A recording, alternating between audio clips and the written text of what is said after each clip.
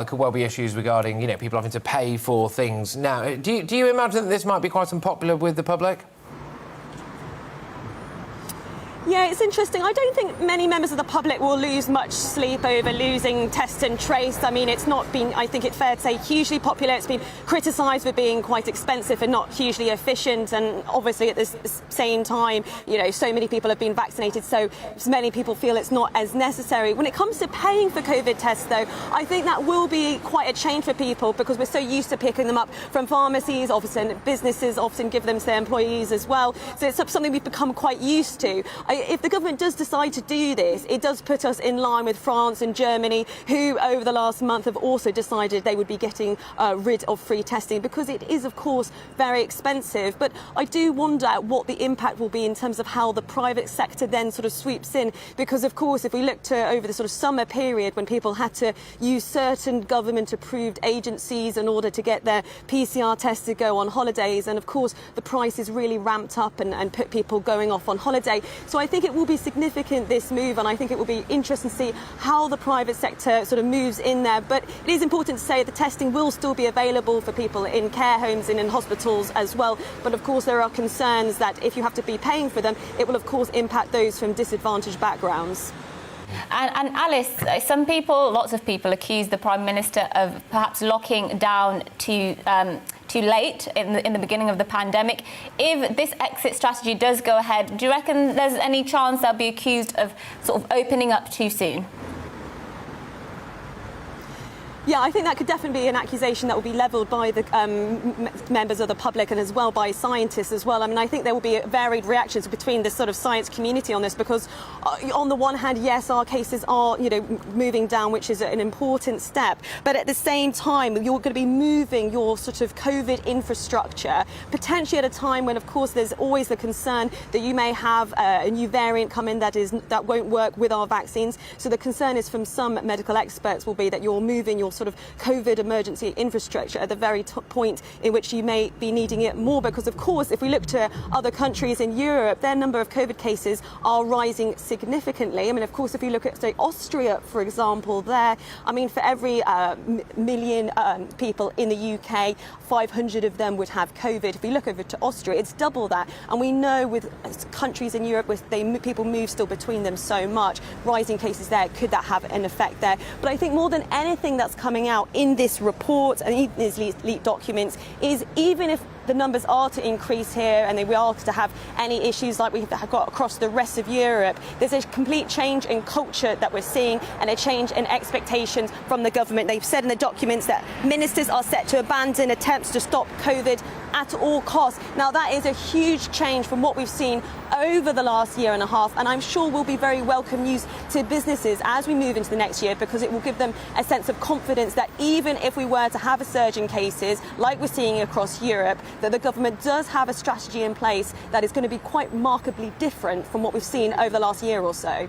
Indeed. Thank you very much, Alice, for bringing us that report. Our reporter, Alice Porter, there, telling you about the government's exit strategy, apparently, from COVID, which is about time too, I think. Now, we're just... Bit of a tongue twister there. Yeah, it is, actually. Yeah, it is, but especially for a Monday morning. But anyway, just moving away from that now, well, slightly, actually. England's Deputy Chief Medical Officer, Jonathan Van Tam, JVT to his mates, is leading a briefing on the UK's vaccine rollout at Downing Street. So the JCVI is apparently recommending that all over 40 should be offered a third dose of a COVID vaccine. Well, Professor Van Tam is hosting a briefing with Professor Wei Shen Lim of the JCVI and Dr June Rain of the MHRA. Yes, well, Dr June Rain says the benefits of getting the booster jabs far outweigh any risks, and she adds that it's safe for people in 16 to 17 age group to have the second Pfizer-BioNTech vaccine, and she's urging them to please come forward. I think we can go to it now, actually. Can I ask, firstly, is it inevitable that we are heading towards third booster doses for adults of all ages? And also, is there an ethical question about giving booster doses in the UK and other richer nations where, while some poorer countries are struggling for first doses? Wei Shen, would you like to take the technical question about consideration of boosters for lower ages than 40, and I will handle the other one. Yes, thanks very much. So indeed, it may well be that adults who are under 40 years might require a booster dose or a third dose at some point. We don't know whether that is definitely the case yet. We are looking very closely at the data all the time, and should there be sufficient signal to warrant a third dose, so a booster dose for this age group, then certainly we will announce that and advise that accordingly. As regards the remit of JCVI, we are tasked, obviously, with advising what is best for the UK population. So I'll pass back to DCMO regarding the other part of your question. Thanks, Fergus. So nobody working in public health would question for 1 second the ethos that until we're all safe from this virus, no one is fully safe. And there is, of course, a global public health concern about making sure that as many countries and as many people around the world have access to these vaccines. But equally, our job as advisors to the UK government is to give advice relevant to the UK, and that is what we do. We advise our ministers, and the UK has a massive programme of vaccine donation underway in parallel to our own vaccine programme, which is advised by JCVI. That was Jonathan Van Tam speaking there. About to the JCVI Joint Committee on Vaccines and Immunisations, they're recommending that over 40s be offered a booster jab, a third jab, basically. So we'll keep an eye on that questioning, and bring you any highlights as they come in. Highlights? It would have brought a tear to a glass eye, that. Terrible. Yeah, it is quite dull stuff to listen to continuously, isn't it? But I suppose, you know... But we'll bring you the highlights. It is the news. Right, OK, over the weekend, one of the biggest book publishers, HarperCollins, has come out to unequivocally, you love to see it, unequivocally deny reports that they're in talks with former Health Secretary Matt Hancock to write a book apparently titled How I Won the COVID War. Yes, HarperCollins' statement comes after backlash against the prospect of Matt Hancock publishing the book on COVID, despite he himself admitting breaking social distancing guidance after pictures of him kissing an aide were published in the Sun newspaper. Earlier this year, we all saw those pictures. We all saw those pictures. We all saw the video as well, didn't we? My eyes are still burning. But yes, Mr. Hancock is reported to have told the Daily Mail, "I've been approached to write a book, but no decisions have been made."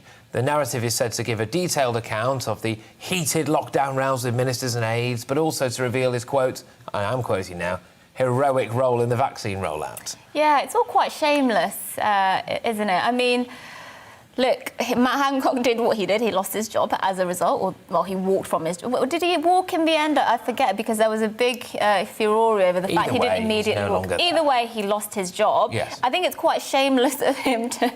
if reports of this are true, to publish a book on COVID, especially given how unceremoniously it all came to an end for him. Well, I mean, as well, I imagine there'll be quite a lengthy chapter about how, you know, they made decision to send elderly people with coronavirus into care homes and let it rip through there like wildfire. I mean, I don't think that's called winning the COVID war, is it? Absolutely not. And it was reported, actually, that he could receive a £100,000 advance or whatever it's called. So that's not going to sit well with people who lost loved ones. Or their jobs as well. Yeah, or lost their jobs as a result of the COVID vaccine. So let's know what you think about this. I'm sure some people might have some firm words to say about Matt Hancock and the prospect of him publishing a book about his role in the COVID pandemic. GBVs at gbnews.uk. Let's go to the inbox now, check what's going on there.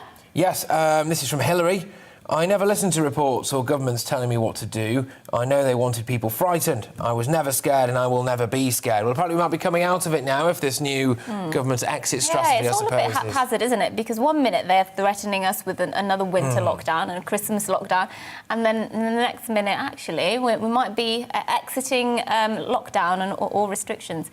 by the start of next year. It's all very odd. Yeah, well, it is, and I hope, it's the hope that kills you, isn't it? It's a little bit like when England play in a major football tournament, they just dangle that carrot in front of you, and then all of a sudden, you lose on penalties to the Italians, and I just can't help but feel that maybe, just maybe, if we get this spike and we're hearing that, ambulance waiting times are going through the roof, we're doing that later, by the way, Yeah.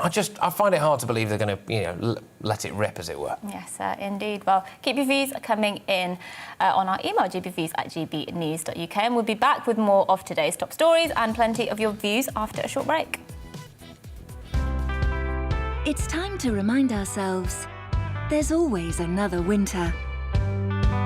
Canary Islands sponsors the weather. OK, well, it's going to be a cloudy start for much of England and Wales, but brighter for Scotland and Northern Ireland. Let's have a look at some of the details, shall we? It's a grey morning for southwest England, with some fog patches lingering until lunch, some drizzle around too, and mist in coastal parts might take a while to clear, but it will be mild this afternoon. It's a similar story in the southeast, cloudy with mist and fog hanging around. Mostly dry, but a few light showers are possible. Grey, dull and damp for Wales this morning, with outbreaks of rain in places. Hill fog could be an issue in some areas. Feeling fairly cool as well, apparently.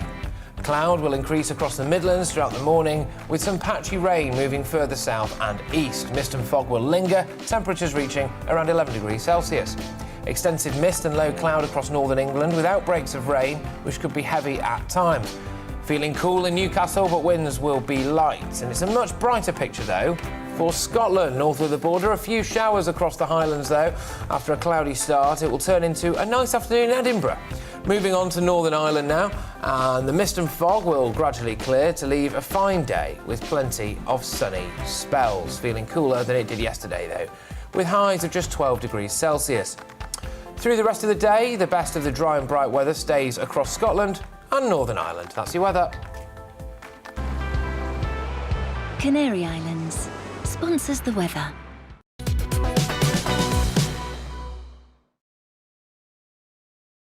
You're watching GB News live across the UK and the world on our digital stream. GB News is Britain's news channel. We are the UK's home of discussion and debate from all perspectives. We are here for you. Don't forget to join our YouTube community by clicking on that subscribe button. And if you want the GB News app, you can click and catch up on programmes anytime. We love to hear from you, so email us. gbviews@gbnews.uk. Thanks for being part of the GB News family.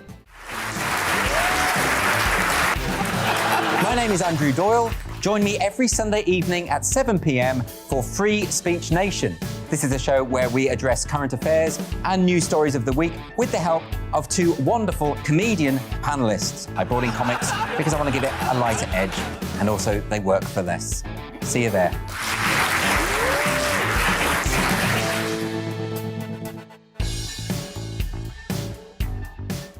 Join my show Farage, 7 p.m. till 8 p.m. Monday through Thursday, and there you will get opinion, analysis, debate, and I'll cover stories that nobody else dares to touch.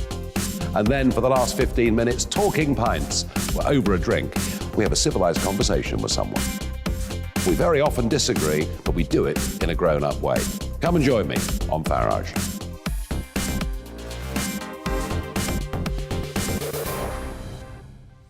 I'm Colin Brazier. I've reported from more than 70 countries around the world, covered wars from Afghanistan to Iraq, from Lebanon to the Balkans. I'm trying to bring that experience, that feel for events, to the studio. And something else, I'm ready to give an opinion. Today's stories with a spark. Brazier from 8 p.m. weekdays on GB News.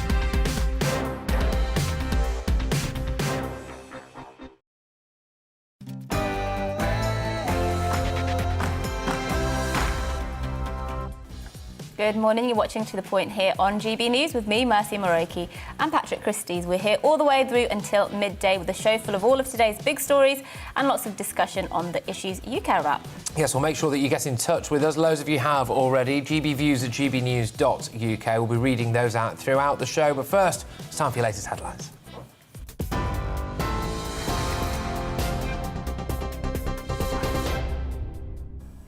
I'm Rosie Wright. Let's get you up to date at 10 o'clock. MI5 are assisting police investigating the explosion of a taxi that killed one person and injured another outside Liverpool Women's Hospital on Sunday. 3 men in their 20s have been arrested under the Terrorism Act in connection with the blast. Police, fire brigade and bomb disposal teams were called to a taxi on fire outside the hospital at 10:59 a.m. on Remembrance Sunday. The passenger of the car was declared dead at the scene. The driver, David Perry, is in a stable condition. Police say the cause is still unknown. Our Home Affairs and Security editor says police have not yet declared it a terrorist incident.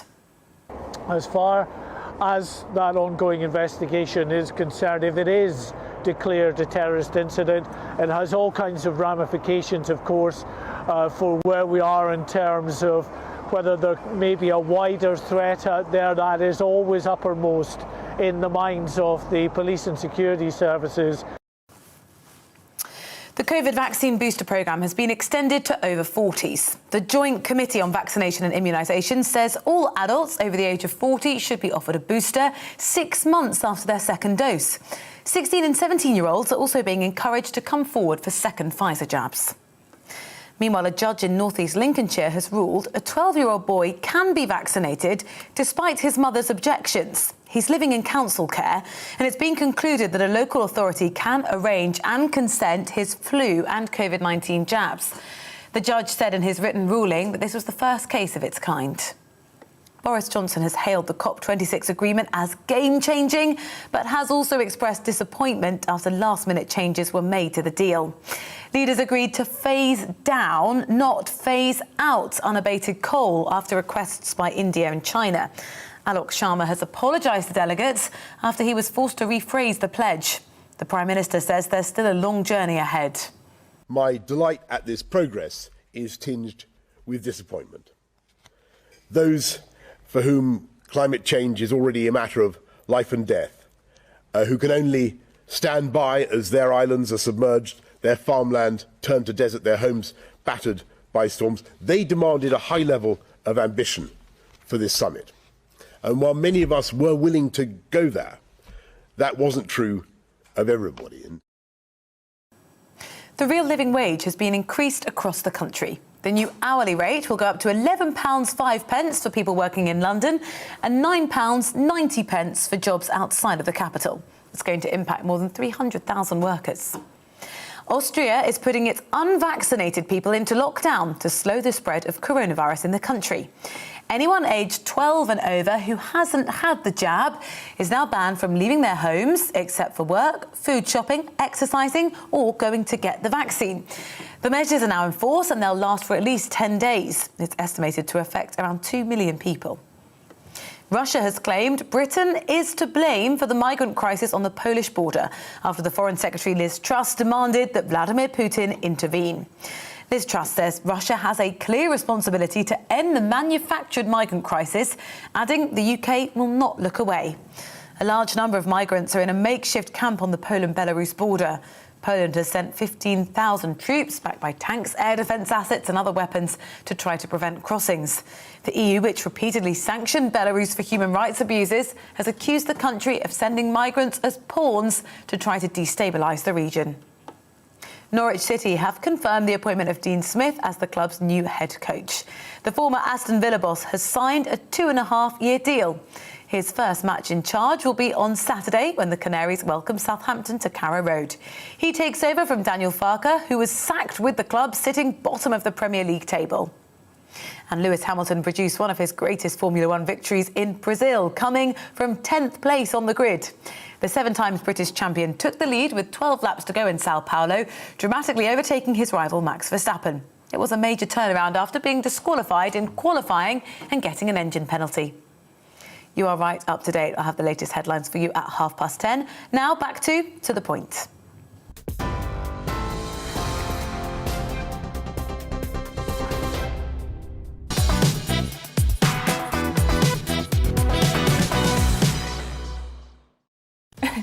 Good morning, everybody. You're watching To The Point on GB News with me, Patrick Christie's, and Mercy Moroki. We've got a show full of all of today's biggest topics. Biggest stories and biggest guests. Here's what's coming up. Yes, 3 men have been arrested under the Terrorism Act in connection with an explosion outside a hospital in Liverpool, moments before the country fell silent to mark Remembrance Sunday. Our Home Affairs and Security editor, Mark White, will bring us all the latest on the investigation. Yes, and we'll be going head-to-head this morning. Woo! Asking you and your guests whether or not COP26 lived up to its promise, whether or not it was a flop 26. After 2 weeks of heated international discussions, should we expect more, or actually have we had quite enough of this green stuff? Yes, and the government is set to dramatically scale back our COVID response. That's according to leaked documents out of Whitehall. A reduction in restrictions could beckon, but so could an increase in cost. We'll be hearing from our London reporter, Alice Porter, shortly to bring you the latest on the leak and what it revealed. Yes, we've got all of that coming up and much, much more across the programme. Get in touch, as usual, GBViews at gbnews.uk. But first, Mercy gives her views on BBC impartiality.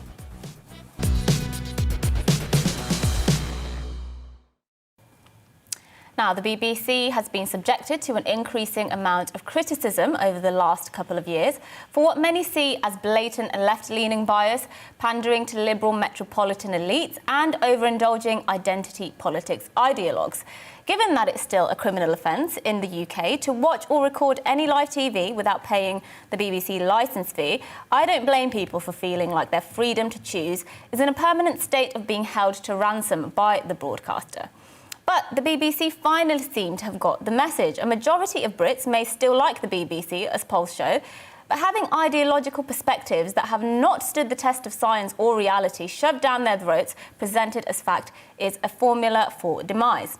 For some time, the BBC editorial line seems to have been held hostage by radical LGBTQ+ and trans rights lobbyists, mainly through the broadcaster's involvement in Stonewall's divisive diversity champion scheme.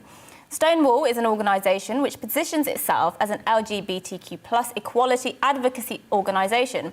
Isn't it curious then that amongst many others, the Equality and Human Rights Commission has itself dumped Stonewall as an equalities advisor?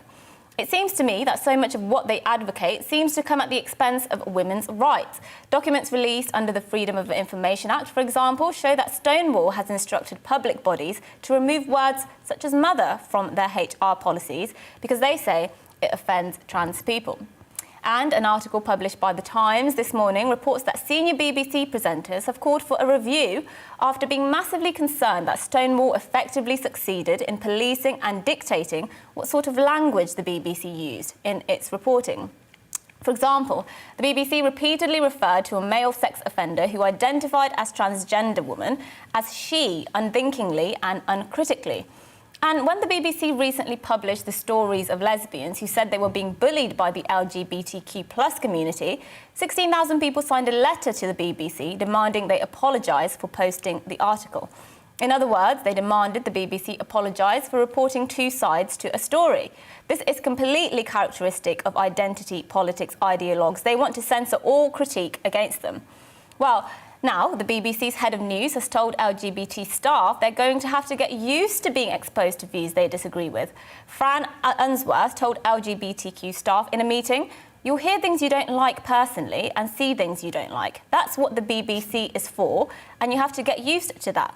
These are the stories we tell. We can't walk away from the conversation." That's what Fran Unsworth said. Of course, this has been met with much criticism from some corners. For me, the fact it's controversial for our national broadcasters to state that its staff have to be open to different views is really testament to the intellectual decay at the heart of BBC culture. The BBC survives only because the British people are compelled to prop it up, and it should not shut out the legitimate views of people up and down this country who fund it.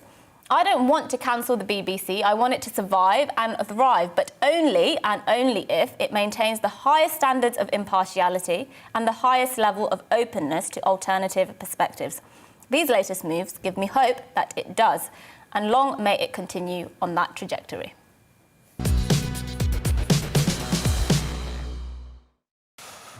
Yes, I thought it was a cracking monologue. I think it's interesting that the lady in charge now has said that, staff there are going to have to get used to hearing things on the BBC that you don't like. Well, I mean, I hear things I don't like on the BBC every single day. I mean, not only did I have to watch Dan Walker, do breakfast, now I have to watch him dance as well. It's an absolute shambles. And then you've got the likes of... You had Alan Hansen on Match of the Day for years, didn't you? Just talking about how someone kicked a ball into the back of a net and we call that a goal in the business. It's shocking. Well, yeah, so I think, for me, the BBC... There's lots of things to critique on the BBC, and I almost feel like if there wasn't something for every single person in the UK to critique about the BBC, it wouldn't be doing its job, because its job is not to please everybody. It's to give something to lots of people continuously, and to also be responsive to what's going on in the country. Obviously, it has been massively accused of having that left-leaning bias, but for me, in particular, with their involvement in Stonewall, which is a divisive organisation, and this idea that they've almost been coerced, strongly encouraged to stop using particular words which might offend trans people, to stop using words like mother, to sort of uncritically replace certain pronouns when somebody's transgender. That can't happen just without having a conversation about it. And the fact that, they've now said, look, there are things you're going to hear on the BBC that you might not agree with, that might not fit with your ideological position, and you have to get used to that, because, we live in a free country, and the national broadcaster should be very much reflective of that ideal, which we hold very dear to us. Absolutely. I mean, Stonewall do theirs, I think you mentioned it there, I think it's the Diversity Champions thing, and it's basically a league table as well. So if you essentially don't take Stonewall's advice and you don't do what they say and you don't essentially ask them their opinions on stuff and then enact those opinions, and they kind of like bump you down the league table. So there's a lot of pressure on that, really, I think. And I think it's a good move for the BBC, frankly, that they've decided to kind of separate themselves, detach themselves from that kind of stuff. But I mean, I think the idea as well is, that someone, as you alluded to there, that someone in charge of the BBC would have to say to staff, you're going to have to hear and see things potentially on our platform that you don't like. I think that's very concerning, because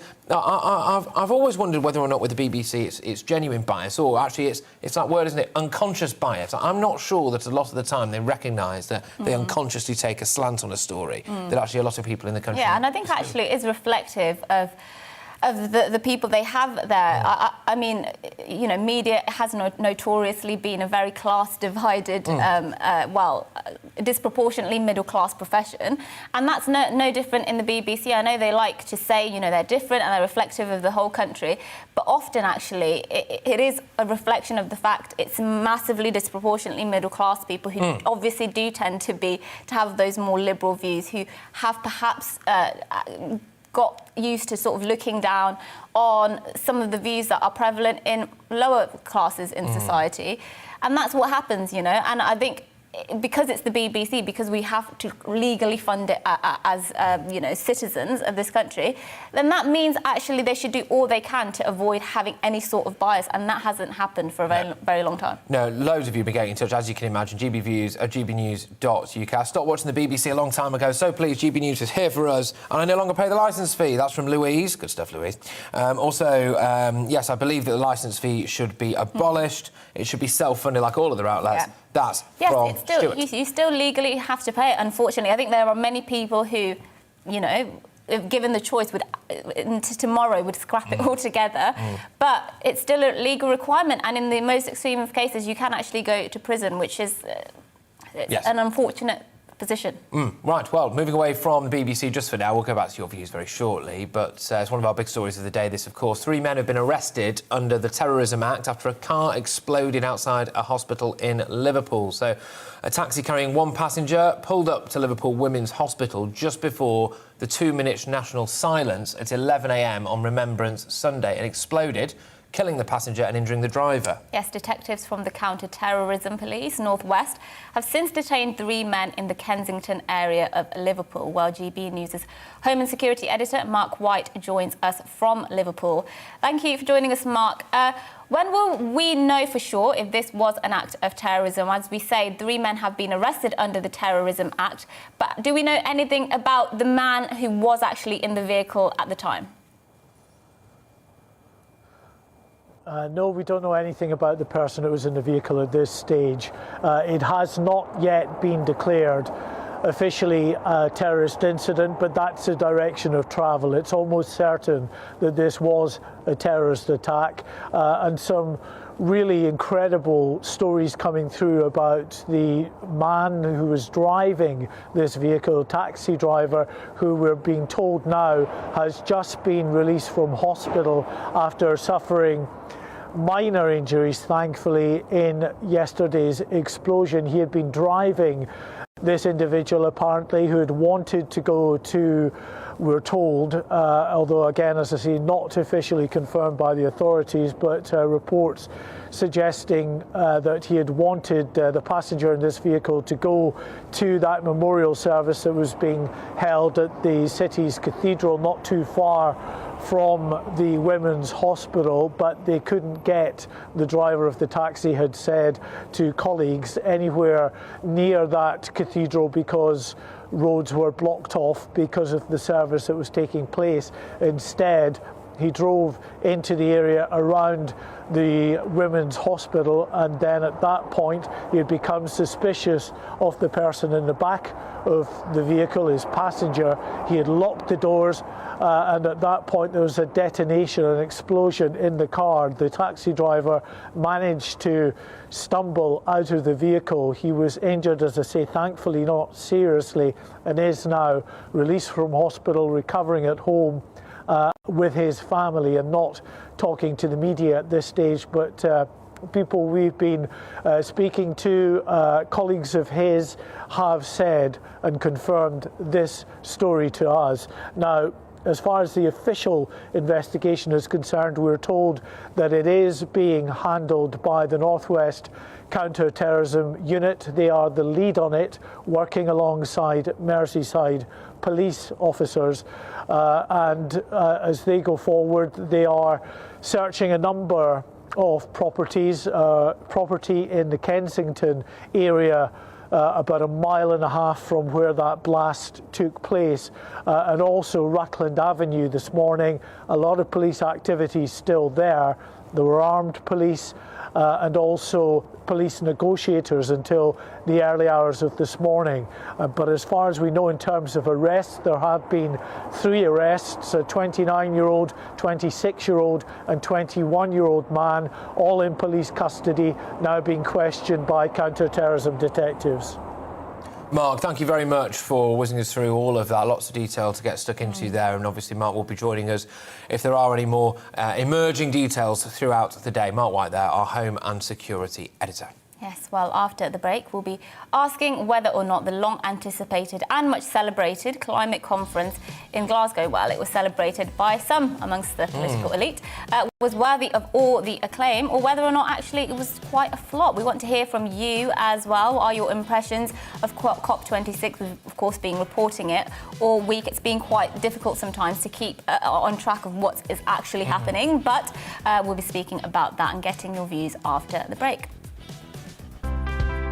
It's time to remind ourselves there's always another winter. Canary Islands sponsors the weather. Well, it's going to be a cloudy start for much of England and Wales, but brighter for Scotland and Northern Ireland. Let's have a look at some of the details. A grey morning for southwest England with some fog patches lingering until lunch, some drizzle around too and mist in coastal parts. Might take a while to clear, but it will be mild this afternoon. It's a similar story in the southeast, cloudy with mist and fog hanging around, mostly dry, but a few light showers are possible. Grey, dull and damp for Wales this morning, however, with outbreaks of rain in places. Hill fog could be an issue as well in some areas. Feeling fairly cool as well. Cloud will increase across the Midlands throughout the morning, with some patchy rain moving further south and east. Mist and fog will linger, temperatures reaching around 11 degrees Celsius. Extensive mist and low cloud across northern England with outbreaks of rain, which could be heavy at times. Feeling cool in Newcastle, however, but winds will be light. A much brighter picture for Scotland. A few showers across the Highlands, though. After a cloudy start, it will turn into a nice afternoon in Edinburgh. Moving on to Northern Ireland now, and the mist and fog will gradually clear to leave a fine day with plenty of sunny spells. Feeling cooler than it did yesterday, though, with highs of just 12 degrees Celsius. Through the rest of the day, the best of the dry and bright weather stays. across Scotland and Northern Ireland. Canary Islands sponsors the weather. You're watching GB News live across the UK and the world on our digital stream. GB News is Britain's news channel. We are the UK's home of discussion and debate from all perspectives. We are here for you. Don't forget to join our YouTube community by clicking on that subscribe button. And if you want the GB News app, you can click and catch up on programmes anytime. We love to hear from you, so email us. gbviews@gbnews.uk. Thanks for being part of the GB News family. My name is Andrew Doyle. Join me every Sunday evening at 7 p.m. for Free Speech Nation. This is a show where we address current affairs and news stories of the week with the help of two wonderful comedian panellists. I brought in comics because I want to give it a lighter edge, and also they work for less. See you there.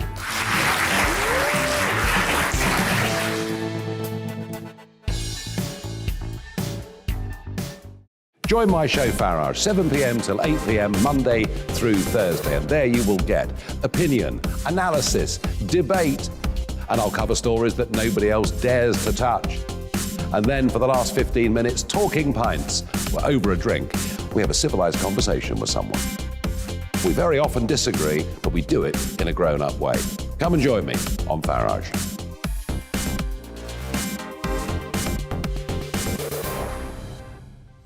I'm Colin Brazier.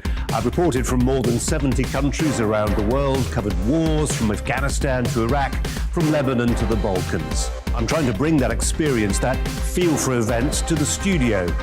And something else, I'm ready to give an opinion. Today's stories with a spark. Brazier from 8 p.m. weekdays on GB News.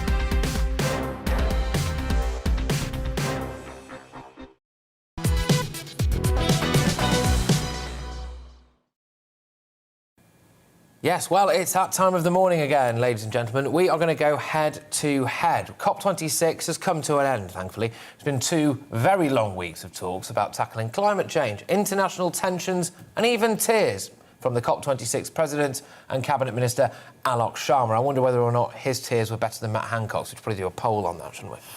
Whilst Prime Minister Boris Johnson believes our hopes of tackling climate change are very much still alive, many have been left disappointed by the compromised policies that won't hit key targets. After dominating the news cycle for weeks, we're asking, is this a world-saving agreement? Has COP26 been a success or not? Yes, well, to discuss that, we're joined by Professor Miles Allen, climate expert and head of the Climate Dynamics Group at the University of Oxford, who believes it wasn't a failure, but that it's no reason to celebrate. We're also joined by award-winning environmentalist and climate columnist at The Independent, the one and only Donica McCarthy, who thinks COP failed as key targets have been missed. Well, both of you should know the drill by now. If you've not been told, I will tell you. You have 60 seconds each to make your case before you get brutally and rudely cut off, and then we have a wider debate about the whole thing. So, Donica, I will start with you, please, my good man, if that's OK. 60 seconds starts now. Has COP been a flop? Yeah, I'm afraid, like every single COP to date, this COP is a failure. There's only one target that actually decides whether it succeeds or not, and that is, will it reduce carbon emissions in the atmosphere? UN has actually assessed the results of the COP, and it says that by 2030, emissions will rise by 16%. This is compared to the International Panel on Climate Change, which said emissions have to be reduced by 45% to have any chance of reaching 1.5. It's a failure. Look at the agreement. The financial agreement says that banks can continue investing in new or coal, oil and gas to 2050. Deforestation. It says deforestation can continue to 2030. This conference failed, and actually the idea that they're claiming it's a success because, for the first time ever, it mentioned fossil fuels shows how badly it has failed.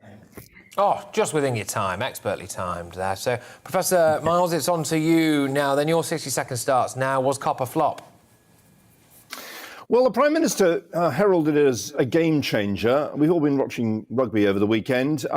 I don't think it was a game changer. They basically had the option of either moving the ball forward a little bit or kicking it into touch for a few years.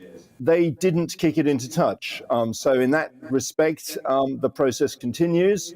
But, you know, you're quite right. This process is glacial compared to the pace of change that we need in order to limit warming to 1.5 degrees.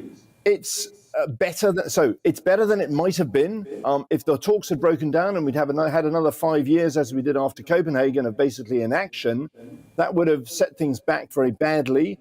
We didn't set things back badly, but at the same time, to suggest this conference has saved the planet is a little ridiculous. I'm sure our Prime Minister doesn't want to be seen as a footnote, particularly a footnote in French. And that is your time over. Thank you for that. Donica, let me just throw to you, because I saw you shaking your head there where when Miles said it's better than it could have been. So, you know, it's not all doom and gloom. What do you say to that? Well, I think Miles' statement actually makes very clear he didn't say it was a success. His only point was that we have continued to stay talking. That is the sign of where we're at. After 30 years, we're considering it's a success that we will stay talking. That means 30 years of failure. And what we need to do today is to start saying, why is it failing? And how can we make it a success? Because if we continue repeating the same mistakes we did for the last 30 years, humanity faces civilizational breakdown, as the UN Secretary General quite rightly said. So, what should we be doing? First of all, the United Kingdom should go to the next COP as its president and say very clearly, as one of the world centres of global finance, that we must stop financing in new fossil fuels.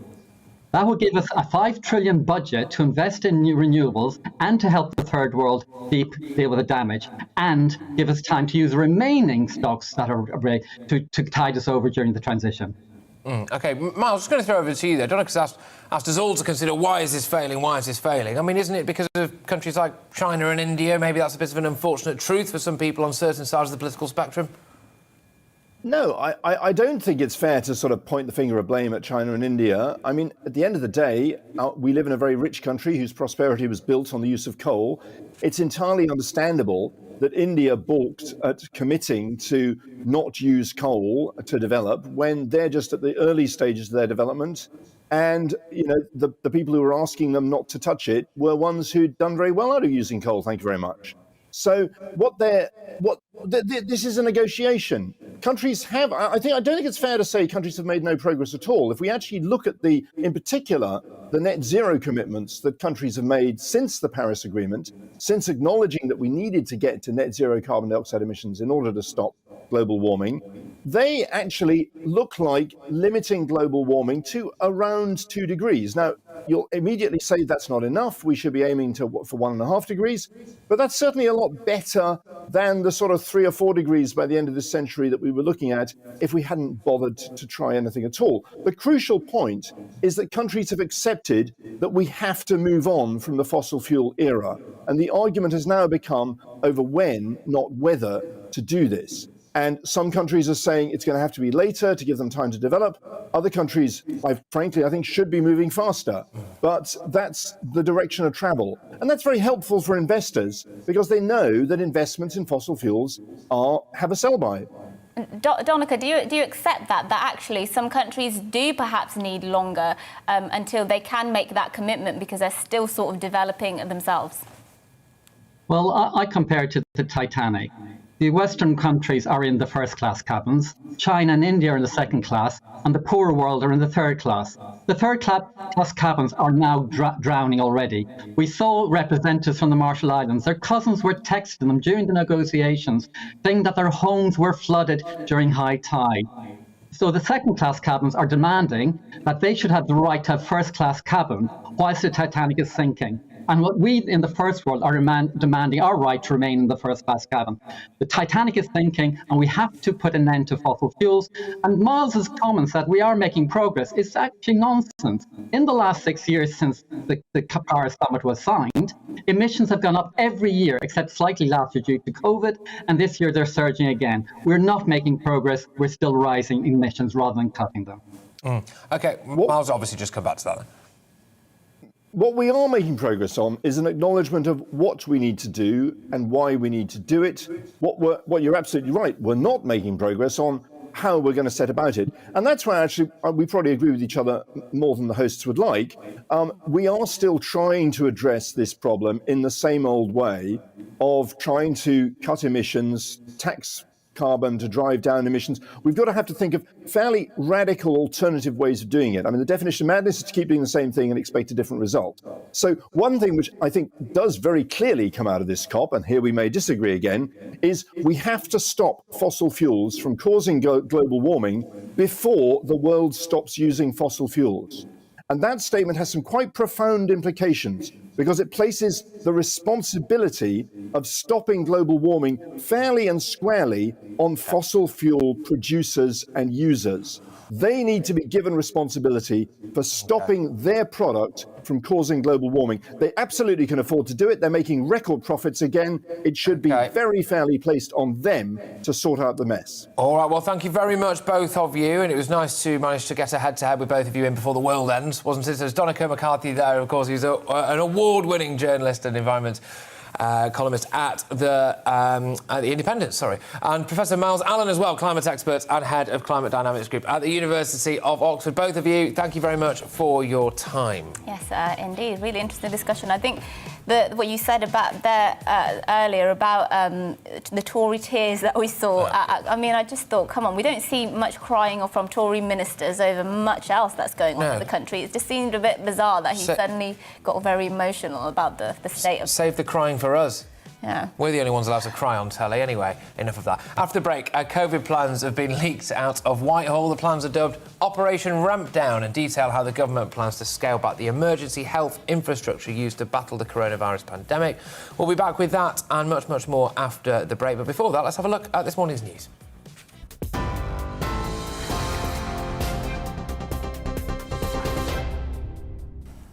Good morning, I'm Rosie Wright with the latest headlines, and as a warning, some of these next images are distressing.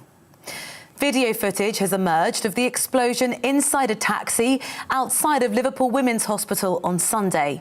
The passenger of the car was declared dead at the scene. The driver, David Perry, was injured but is in a stable condition. 3 men have been arrested under the Terrorism Act in connection with the blast. MI5 are assisting police investigations. Our Home and Security editor is in Liverpool and is going to keep us updated throughout the day.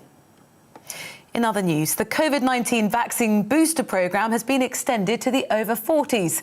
The Joint Committee on Vaccination and Immunisation says all adults over the age of 40 should be offered a booster 6 months after their second dose. 16 and 17-year-olds are also being encouraged to come forward for second Pfizer jabs.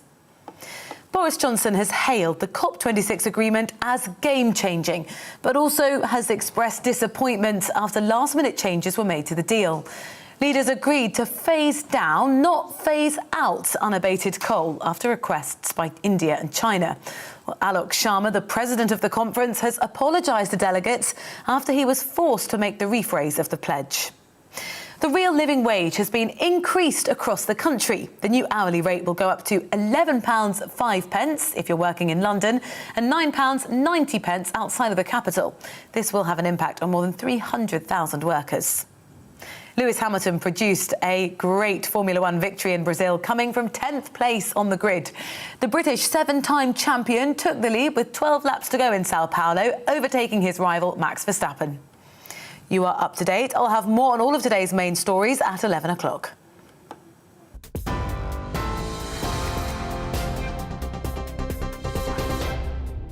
You're watching GB News live across the UK and the world on our digital stream. GB News is Britain's news channel. We are the UK's home of discussion and debate from all perspectives. We are here for you. Don't forget to join our YouTube community by clicking on that subscribe button.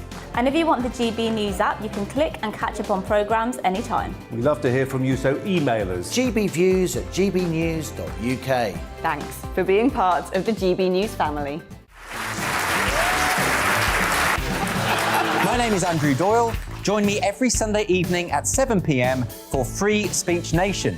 This is a show where we address current affairs and news stories of the week with the help of 2 wonderful comedian panellists. I brought in comics because I want to give it a lighter edge, and also they work for less. See you there.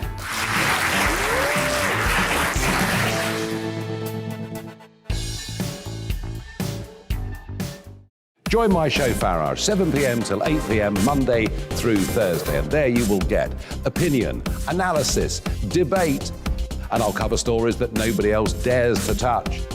And then for the last 15 minutes, talking pints. We're over a drink. We have a civilised conversation with someone. We very often disagree, but we do it in a grown-up way. Come and join me on Farage.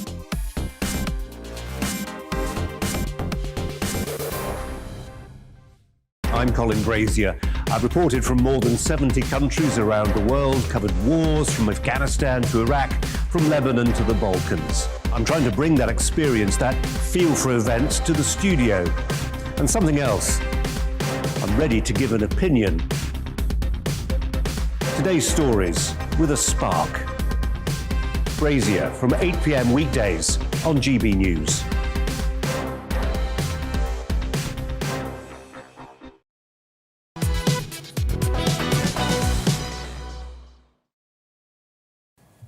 Now, thousands of migrants are currently waiting at Poland's border with Belarus, having been led there by Belarusian soldiers and yet being blocked entry into Poland by Polish guards in what is being termed an engineered humanitarian crisis.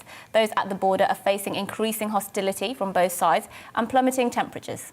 Indeed, well, Russia has said that the blame for this crisis rests with the West for causing the conditions that cause mass migration from the Middle East, but the EU has responded with sanctions set to come into force today. EU officials have reached agreements with a number of airlines to put a stop to the ferrying of migrants to Belarus. Yes, well, Professor Alex Zherbiak is a professor of politics, director of doctoral studies in law, politics and sociology at the University of Sussex, and joins us now. I think we're just having a bit of trouble. No, he's gone. He's being held at the technical border, apparently, yes, and hopefully we'll try and get him it back. at some point. We'll try and get Professor Alex back to talk about that developing issue and then bring him back to you very shortly. So in the meantime, let's go to your views, gbviews@gbnews.uk. Yes, absolutely. Well, just quickly before we do, I'll go to some of your views. I think it's fascinating what's happening in Belarus at the moment, isn't it? Because actually, it looks as though some reports, anyway, would suggest that they're actually giving some of these migrants tear gas and goodness knows whatever else. And it really is not just, in my opinion, engineering a humanitarian crisis. It also appears like they're trying to engineer maybe a bit of a war. And I can't understand really what the main goal of this is. There's a school of thought that suggests that maybe what Belarus and Russia are really trying to do is to essentially kick up a situation where the EU opens fire on migrants, and that kind of smashes the old EU raison d'etre, doesn't it? But then there's also another school of thought as well that just says, you know, they are just trying to turn the screw and put a bit of pressure on them, and it's just kind of politicking with human lives, really. Yeah, well, let's go to a couple of your views, and then we will go back to Professor Alex Zherbiak in just a second. Yes, lots of people getting in touch about COP26. I'm getting annoyed with people saying we can't blame China or India. Yes, we are developed countries using fossil fuels, but we now know the damage that they cause. That's from Ollie. Thank you very much, Ollie. I'm inclined to agree with you there, really. I don't quite understand why, we say... And also, when people bang on about China and India, they've got a lot of catching up to do. I mean, they're two of the world's largest countries, and also China is one of the world's oldest countries. China is the world's largest. Well, it's a large country. And it's one of the oldest countries. They've got a lot of catching up to do. Well, they've had long enough, haven't they? You know, but anyway, there we go. gbnews.uk. Well, we can go back to Professor Alex Zherbiak, who I do believe joins me now. Yes, there he is. He's a professor of politics, director of doctoral studies in law, politics and sociology at the University of Sussex, and has now just dropped off the screen again. Sadly, we might have to. It's not to be. It's not to be, sadly. Unfortunately. So let's move on to the next story, shall we? You can rest assured that he would have been a really great guest. Yeah. Anyway, right, let's just move on, right? So technology, no, apparently not. We're going to move away from all of that now, and we're going to talk about something else. So actually, this is actually really important. I think most of you will actually care deeply about this. So it's the first case of its kind. A judge in North East Lincolnshire has ruled, get this, that a 12-year-old boy in council care can have COVID-19 and flu vaccinations despite his mother's objections. So Mr Justice Poole was asked by council social service bosses responsible for the boy's care to consider the case as a private hearing in the family division of the High Court in Grimsby. So the judge concluded that a local authority could decide to arrange and consent to a child in its care being vaccinated against COVID and the flu, notwithstanding the objections of parents. Yes, well, our Yorkshire and Humber reporter Anna Riley is outside the court this morning and can give us an update on what seems like a landmark case to me. I'm here at the court, yes, and it is a landmark case. It's the first of its type. The boy, who can't be named, he was approaching his 13th birthday and he decided that he wanted both the COVID and the flu vaccinations. He's currently under the care of social services run by the local council. His father agreed that he could have the vaccine, but his mother objected to that. She said she wanted to see more compelling evidence that the COVID vaccine was safe and effective before she gave consent. And she wanted the flu vaccine to be looked into more thoroughly as well. And it was here that Mr. Justice Poole looked at the case and ruled on it. He said that Court of Appeal judges had previously ordered that a council that has a care order of a child can agree to vaccination on the child's behalf.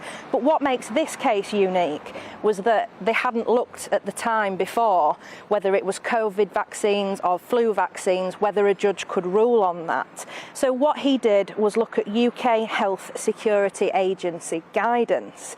Now that guidance says that chief medical officers have agreed that COVID vaccinations would provide young people with good protection against severe illness.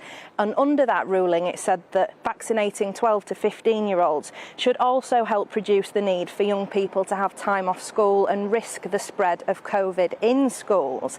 And they also indicated that the flu vaccination was important for children to have. Now, looking at all this together, Mr. Justice Poole said that he was quite satisfied that the law allowed the local authority with a care order to consent to this child to be vaccinated against COVID-19 and flu, despite parental objections.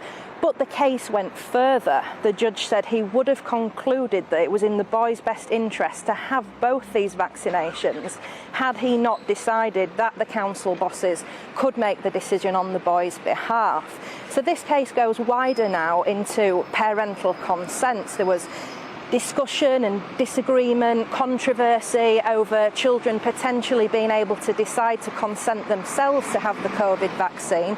It was decided that parents could have that final sign-off. But now with this case, if it comes to court, the judges are saying that if they feel it's in the child's best interests, they can override parental objection. Right.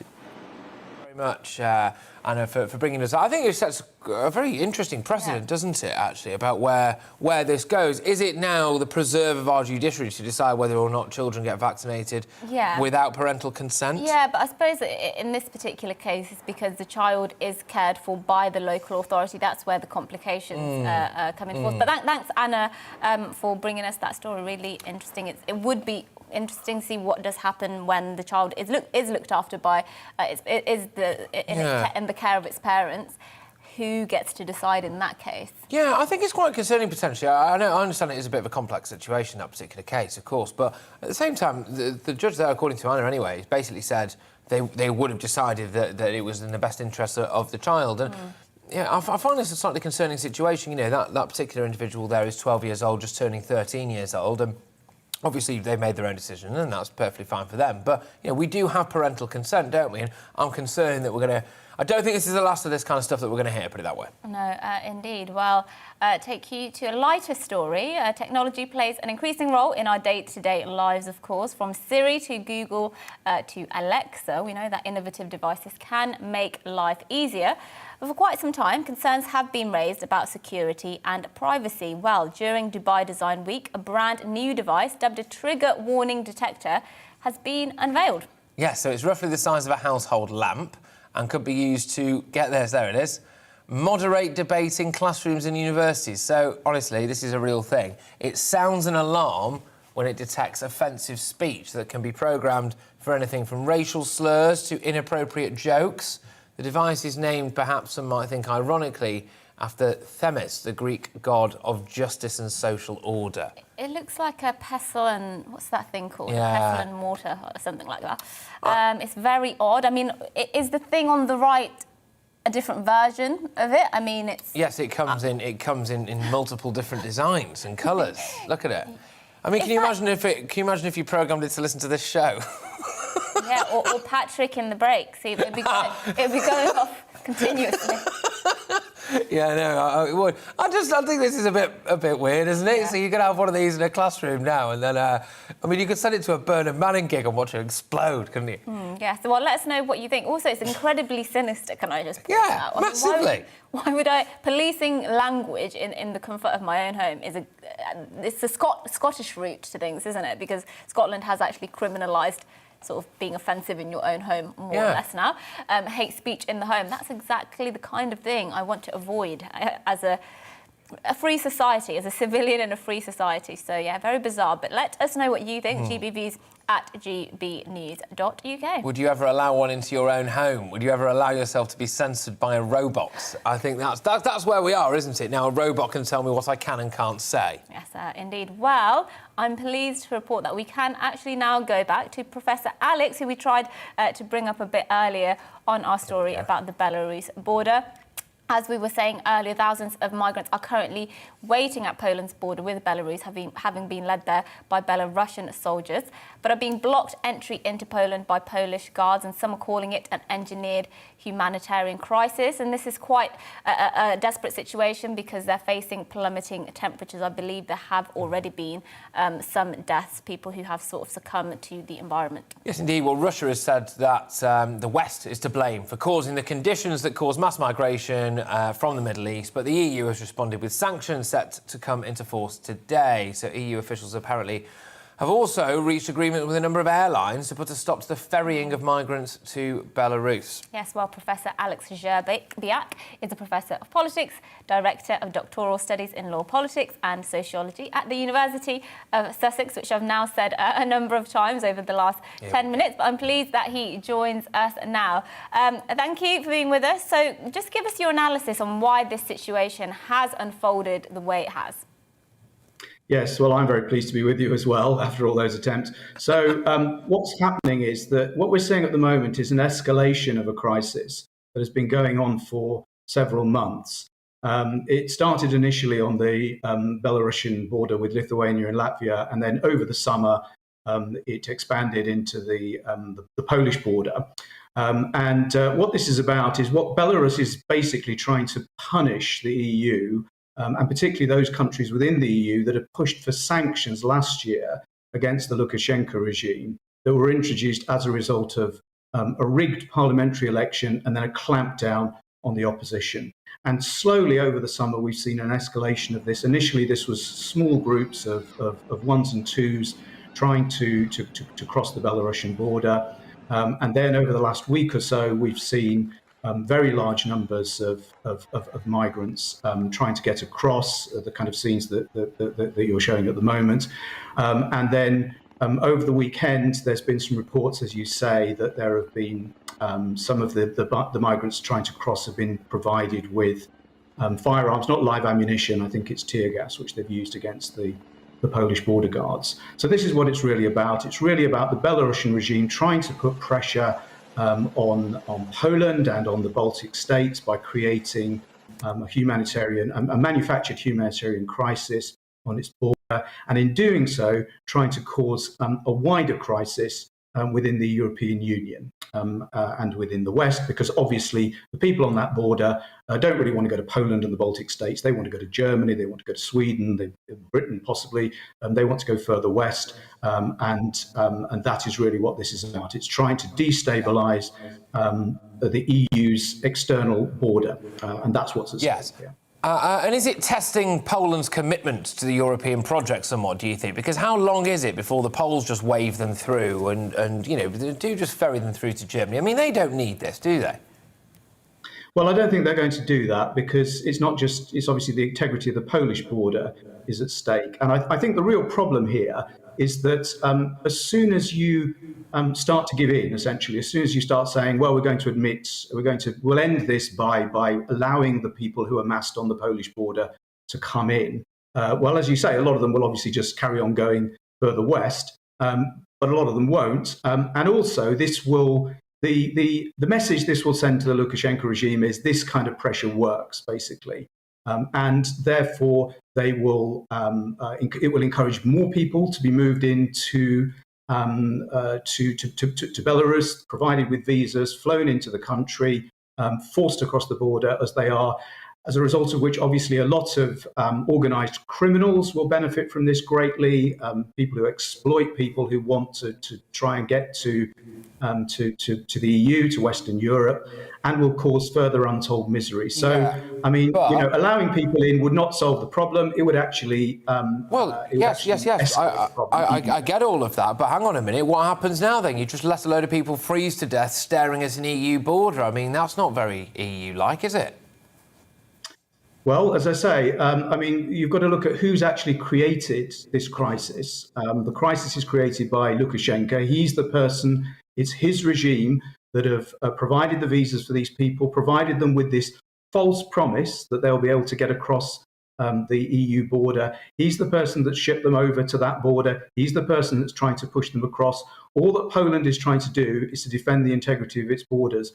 And what Poland knows and what the EU knows is that if it does allow this crisis to escalate, it's learning, belatedly you might say, from what happened in 2015, when large numbers of migrants were admitted through Germany and through Greece and in Italy, is that this will create a crisis across the continent, basically. So I think that, belatedly the EU has kind of woken up to this, and that's why it is standing pretty much four square, really, behind Poland, because it knows that it's its border that is at stake, not just the Polish border, and it knows it doesn't want a repeat of the kind of crisis that it had in 2015. All very interesting stuff, and of course it's a story that's going to be developing, I'm sure, over the next few days. Thank you, Professor Alex Zherbiak, for joining us this morning from the University of Sussex. Yeah, I just can't. I don't see how this ends well. Like I said there, you've got the idea now that potentially however many thousands of these people are there. Belarus is not renowned for its very hot winters, is it? So these people are potentially just going to freeze to death in woodland. You'll be having people on the Polish border. I did read reports over the weekend of families just the other side of that Polish border there begging border force officers and the military to allow these people in, to give them refuge. Some people have managed to sneak through, and apparently they have been getting fed and watered, as it were, by some of the locals. And, is it a good look for the EU to essentially allow a load of people to die on its border at the same time? Is it, a good look to allow them to wander straight through? Tell you what, I think Putin and Lukashenko have created a very messy situation for the European Union. Yes, indeed, and it's quite tragic that there are very vulnerable people at the heart of this, because, of course, there are children as well amongst the groups trying to get in. But as we say, we'll be bringing you updates on that developing situation over the coming days and maybe even weeks. Yes, indeed. Well, we'll go into my inbox now, gbviews@gbnews.uk. Thank you very much, everyone who's getting in touch. Lots of reaction to the offence bot that we mentioned earlier. There's this new, essentially in-house robot device, a bit like an Alexa, but for lack of free speech, I suppose. And if you say anything offensive or detects anything offensive whatsoever, I think it just sets off an alarm, doesn't it? I think it buzzes or beeps or something. I'd be really interested to know how, because the other thing is, it's not just if you swear, it's if apparently you're offensive about race or gender or whatever. So I'd be interested to see what kind of algorithms they're even using to determine that. It's very sinister, if you ask me. Yes, it's supposed to be a trigger warning bot, apparently. Well, there we go. 1984 is here. That's from Ant. Thank you very much, Ant, for getting in touch on that one. Just returning to what's happening in Belarus, Putin is a joke, blaming us for Iraq and Afghanistan. Look at what he did to Syria. And all those Syrians streamed into Europe. That's from Margarita. And you've got a pretty good point there, to be honest with you, Margarita. I think that's pretty fair enough. Yes. Oh, we have a tweet as well. Here we go. From Alana, I think. If Matt Hancock's book is a roaring success because his publisher thinks the beleaguered ex-health secretary is worth promoting, doesn't that say far more about the public than Matt Hancock's handling of COVID? This is a story, of course, of Matt Hancock was rumoured to be in talks about a book deal with HarperCollins, who have now wholeheartedly denied that those conversations took place. But this would be a book called How I Won the War on COVID or something of that nature, and obviously not not great. Well, not a great look for Matt Hancock. I'll see what it goes on sale for, but I'd be tempted to buy all of them and then just torch them in Parliament Square so nobody has to read them. Yeah, the problem is we probably all would buy it. That's the thing. We'd be very interested in what it has to say. Wait for the audiobook, in my case. Just wait for the audiobook being narrated to you by Matt Hancock. Anyway, we've got loads coming up as well here on GB News. When we come back, we're going to be talking about all of today's top stories and plenty of your views as well. And actually, very shortly, I don't know if you saw this, but I did. I'm going to be talking about it. The outgoing head of Border Force apparently doesn't like borders. So we'll be talking about all of that. GB Views at gbnews.uk. It's time to remind ourselves there's always another winter. Canary Islands sponsors the weather. Hello again. For many of us, a fairly glum Monday with lots of cloud around, but not a lot of rain, and the winds are fairly light, which did allow some fog patches to form through the night. Still pretty misty and murky out there at the moment. High pressure is trying to build in, and this set of weather fronts are lying across the country. So if you're stuck under these for parts of northwest England, north and west Wales, it will be a fairly damp afternoon. The rain is fizzling out, but nevertheless, rain and drizzle on and off along this stripe through the country. To the north of it, brighter skies for Scotland, Northern Ireland, some sunshine, but it is quite windy in the far northwest.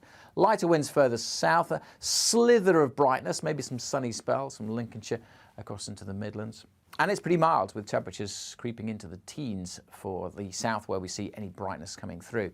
Now, that zone of damp weather, that weak weather front, weakens further overnight. Just really an area of cloud slipping into South Wales and the Midlands. Some mist and fog is possible, but it's going to be too windy for that across northern Scotland. Very gusty conditions here through the early hours with some showers. But most will be dry, and where we've got clearer skies, it will turn quite chilly. Temperatures well down into single figures.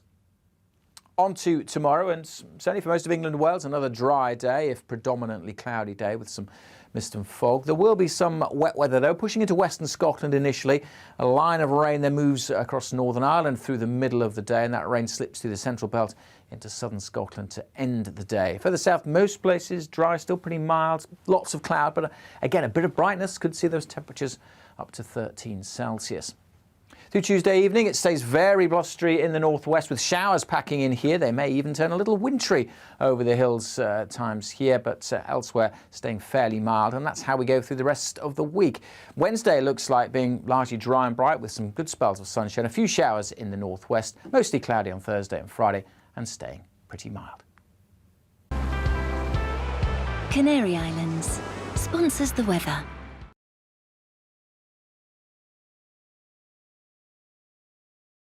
You're watching GB News live across the UK and the world on our digital stream. GB News is Britain's news channel. We are the UK's home of discussion and debate from all perspectives. We are here for you. Don't forget to join our YouTube community by clicking on that subscribe button.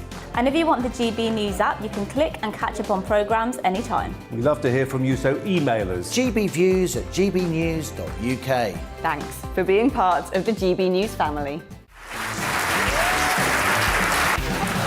My name is Andrew Doyle. Join me every Sunday evening at 7 p.m. for Free Speech Nation. This is a show where we address current affairs and news stories of the week with the help of two wonderful comedian panellists. I brought in comics because I want to give it a lighter edge, and also they work for less. See you there.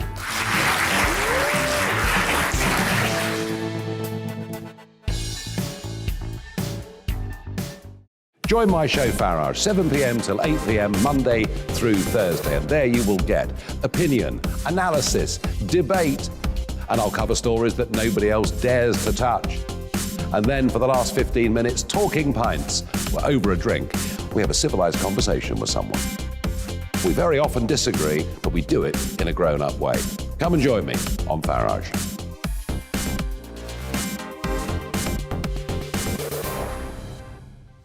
I'm Colin Brazier. I've reported from more than 70 countries around the world, covered wars from Afghanistan to Iraq, from Lebanon to the Balkans. I'm trying to bring that experience, that feel for events, to the studio. And something else. I'm ready to give an opinion. Today's stories with a spark. Brazier from 8 p.m. weekdays on GB News.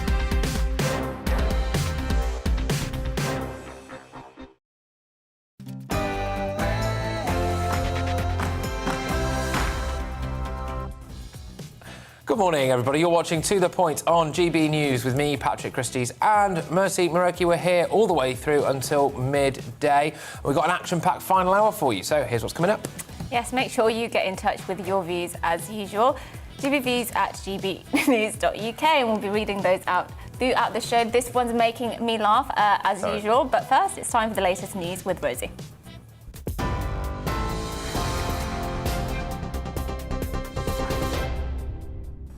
I'm Rosie Wright. This is your news at 11 o'clock. And as a warning, some of these next images are distressing. Video footage has now emerged of the explosion inside a taxi outside of Liverpool Women's Hospital on Sunday. The passenger of the car was declared dead at the scene. The driver, David Perry, was injured but is in a stable condition. 3 men have been arrested under the Terrorism Act in connection with the blast. GB News Home and Security Editor says the 3 men, who were in their 20s, who were in police custody, are being questioned by counter-terrorism detectives. The incredible stories coming through about the man who was driving this vehicle, taxi driver, who we're being told now has just been released from hospital after suffering minor injuries, thankfully, in yesterday's explosion. As they go forward, they are searching a number of properties, property in the Kensington area, about 1.5 miles from where that blast took place, and also Rutland Avenue this morning. A lot of police activity still there. There were armed police and also police negotiators until the early hours of this morning. In other news, the COVID-19 vaccine booster programme has been extended to over 40s. The Joint Committee on Vaccination and Immunisation say all adults over the age of 40 should be offered a booster 6 months after their second dose. 16 and 17-year-olds are also being encouraged to come forward for second Pfizer jabs. Professor Jonathan Van Tam, the Deputy Chief Medical Officer, said we need to be patient with the data. 2 further evolutionary steps are announced today. And this is how we go forwards. Wait for the data, move the dial. Wait again for more data, move the dial. Develop confidence and certainty with every step. A judge in North East Lincolnshire has ruled that a 12-year-old boy can be vaccinated despite his mother's objections. Well, he's living in council care. It's been concluded that a local authority can arrange and consent his flu and COVID-19 jabs. The judge said in his written ruling this was the first case of its kind. Boris Johnson has hailed the COP26 agreement as game-changing, but has also expressed disappointment after last-minute changes were made to the deal. Leaders agreed to phase down, not phase out, unabated coal after requests by India and China. Alok Sharma, the president of the conference, has apologised to delegates after he was forced to rephrase the pledge. Dr Christian Dunn, senior lecturer in natural sciences, says climate change is not a life and death situation for the UK compared to other countries. But other areas of the world, that 1.5 degrees C, that is, as they've said, life support, that is the bare minimum that they can cope with. Any more than that, and you are talking about sea level rise, extreme heat, extreme weather events, and you are seeing loss of livelihoods, loss of lives. And I think it's very hard for us in the UK to see that connection. So it is important, that one of the reasons COP is important, to actually have those, the leaders of those areas speak and for us to be able to hear them, because otherwise it can just get lost. Austria is putting its unvaccinated people into lockdown to slow the spread of coronavirus in the country. Anyone aged 12 and over who hasn't had the jab is now banned from leaving their home except for work, food shopping, exercising or going to get the vaccine. The measures are now in force and they'll last for at least 10 days. It's estimated to affect around 2 million people. Russia has claimed Britain is to blame for the migrant crisis on the Polish border after the Foreign Secretary demanded that Vladimir Putin intervene. Liz Truss says Russia has a clear responsibility to end the manufactured migrant crisis, adding the UK will not look away. A large number of migrants are in a makeshift camp on the Poland-Belarus border. Poland has sent 15,000 troops, backed by tanks, air defence assets and other weapons, to prevent crossings. The EU, which repeatedly sanctioned Belarus for human rights abuses, has accused the country of sending migrants as pawns to try to destabilise the region. NHS COVID passes will now be needed to enter cinemas, theatres and concert halls in Wales. The extension of the pass comes in response to the high level of the virus detected across the country. The Welsh Government say people are also being encouraged to work from home to help bring COVID infections under control. The scheme is effective of today. Lewis Hamilton produced one of his greatest Formula One victories in Brazil, coming from 10th place on the grid. The 7-time British champion took the lead with 12 laps to go in Sao Paulo, dramatically overtaking his rival, Max Verstappen. It was a major turnaround after being disqualified in qualifying and getting an engine penalty. Sport is about rivalry. Well, this entire season has been about rivalry between Hamilton and Verstappen. There appears to be little or no love lost between them. And for F1 fans, this is manna from heaven. I'll be back with the latest headlines in half an hour. For now, back to the point.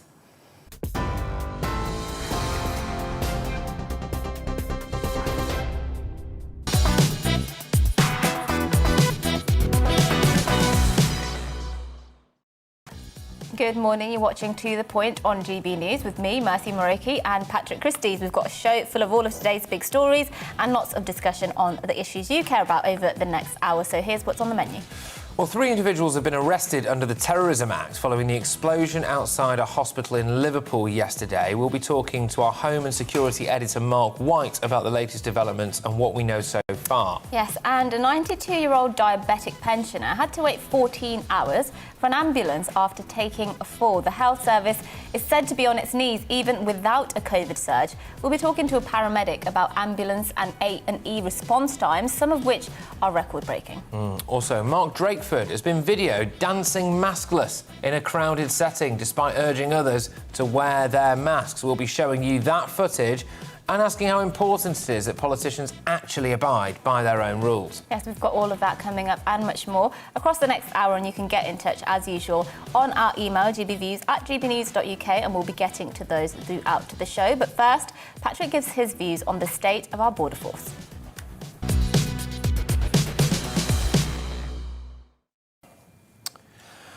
Yes, well, our former head of Border Force thinks borders are a bloody pain in the backside. Yes, that's right. We had a head of Border Force who felt that borders were a massive inconvenience. Well, that explains a lot, doesn't it? Paul Lincoln, who left his role last month, gave a speech during which he quoted lines from rock star Shane McGowan, off of the Pogues, saying, "People are talking about immigration, emigration, and the rest of the bloody thing, it's all rubbish. We're all human beings, we're all mammals, we're all rocks, plants, rivers. Bloody borders are just such a pain in the you-know-what." Now, a senior government source is quoted as saying, "We've held more meetings about the small boats than any issue other than COVID. But it just seems as if we're always banging our head against the wall. Perhaps this explains why." Well, yes, I think perhaps it maybe does, doesn't it? Mr Lincoln was actually given a pay rise recently and coined in around £135,000 a year of taxpayers' cash. So, on behalf of the nation, can we have our money back, please, Paul? It's interesting that Paul didn't raise his opinions about borders at his job interview, isn't it? Call me a madman, but I'm amazed that this didn't come up. Right then, Paul, we've asked you everything that we could possibly think of, so we'll be in touch. Oh, just one last thing before you go. Do you actually believe in borders? Paul Lincoln has presided over an absolutely epic omnishambles that has seen record numbers of people flooding into this country illegally. Just look at what's been taking place in the Channel. Last week, the number of asylum seekers crossing the English Channel in small boats hit a new daily record of 1,185. More than 23,500 have made the crossing from France so far this year, which is a sharp rise from the 8,500 in 2020. But it's not just our borders on the way in that Mr Lincoln seems morally opposed to protecting. It's also those on the way out. We should put this guy in charge of GP surgeries, because that way absolutely everybody would be allowed in. At the inquest into the Manchester Arena bombing, the brother of terrorist Salman Abedi was revealed to have somehow managed to flee Britain. I mean, how does that even happen? I was going to say that it's all well and good thinking borders are a pain in the backside, but I suppose it isn't really if you're the one in charge of them. But I think many people would regard mass illegal immigration as a huge pain in the backside as well. And so are people who take taxpayers' money and then don't do their jobs, Paul. According to a study by Migration Watch, each illegal immigrant costs the taxpayer around £1 million throughout their lifetime. There are roughly about 1.2 million illegal immigrants in the UK, so you do the maths. We've got a housing crisis, but tens of thousands of illegal immigrants are being kept in accommodation at our expense.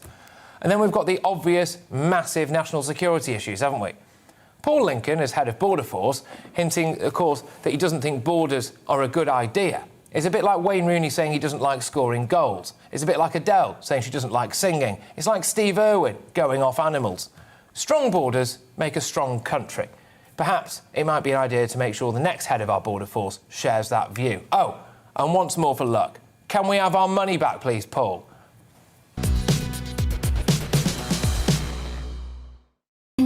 You know, in a funny kind of way, borders are a pain in the backside because, you know, clearly we can't seem to police them properly. So it does seem like we're wasting so much money trying to do so. And of course, you know, he would say that because he's not done a very good job, let's put it that way. But then again, I think it's a poison chalice. The laws are what they are. We don't have, you know, stringent enough laws in terms of policing illegal immigration, particularly through the Channel. So, in a way, I don't think anybody could have succeeded in the job that he has. But fundamentally, you surely have to be committed to the idea that borders are absolutely essential if you are head of the border force. I think there's a few lines in some of his quotes saying we're all human, this, that and the other. And that, to me, hints at the idea that actually he didn't want to enforce some of the policies that the Home Secretary was asking him to. Now, we obviously don't know that for sure, but they haven't been implemented, have they? And we reported last week on the Border Force officials refusing to tow some boats back, etc., etc., etc. And I think this is going to be a looming issue, isn't it? As the issues in the Channel continue and as mass illegal immigration continues, there are going to have to be some very difficult decisions made. There are going to have to be some very difficult choices made. And if you have someone in there potentially, this might sound a bit heartless, you know, who's of the we're all human kind of approach and who's maybe a little bit soft, for example, when it comes to the humanitarian element of it, then is it ever going to work? But then at the same time, you don't want someone there who's like, you know, going in the Channel with, you know, thinking that we should, you know, essentially not rescue people who are drowning. I think, you know, we do. This is kind of where the problem is, isn't it? Because, of course, on one hand, we would like to have the strictest policies as possible and be able to enforce those to stop the levels of illegal immigration we're seeing across the Channel. But at the same time, we are a civil country, we are a civil nation, and we uphold human rights. And, you know, of course, if somebody's in the Channel, we have to save them if they're in our waters. We're not just going to abandon them or sort of tow them back and leave them for potentially dead. And so it is about striking that balance.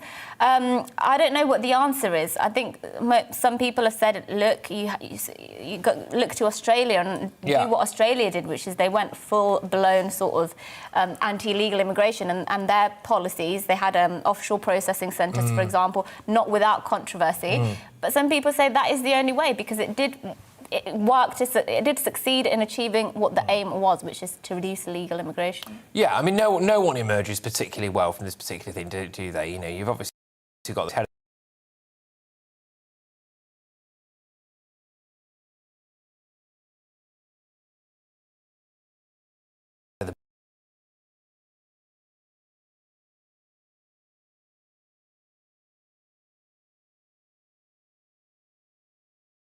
But for now, let's give you the top story of the day. 3 men have been arrested under the Terrorism Act after a car exploded outside a hospital in Liverpool. A taxi carrying one passenger pulled up to Liverpool's Women's Hospital just before the 2 minutes national silence at 11 a.m. on Remembrance Sunday.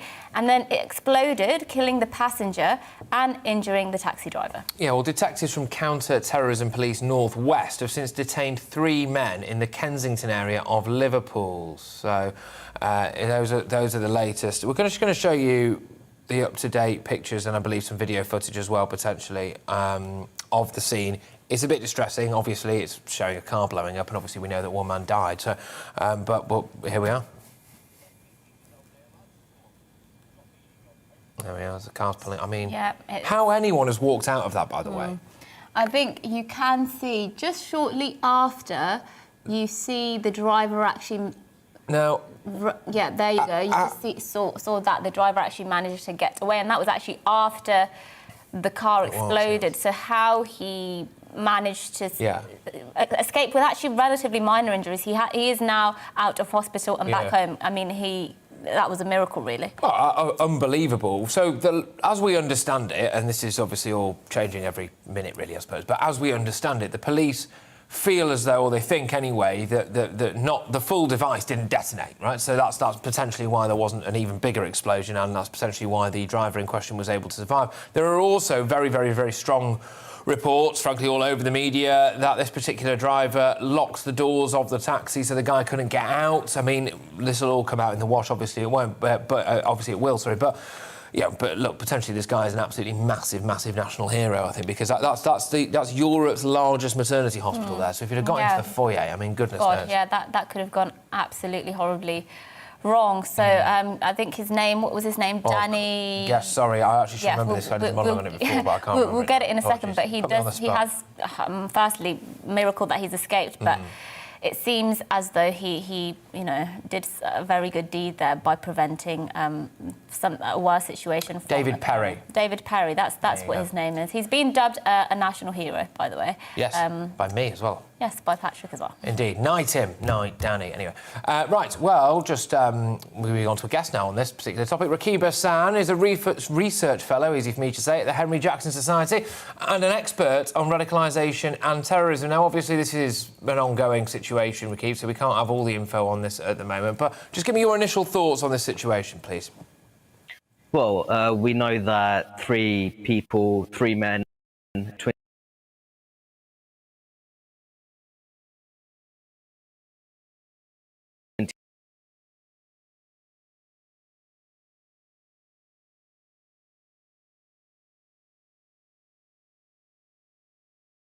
suspect terrorist attack.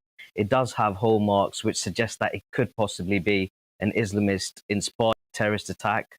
As we know, the time of explosion was around 11 a.m. on Remembrance Sunday.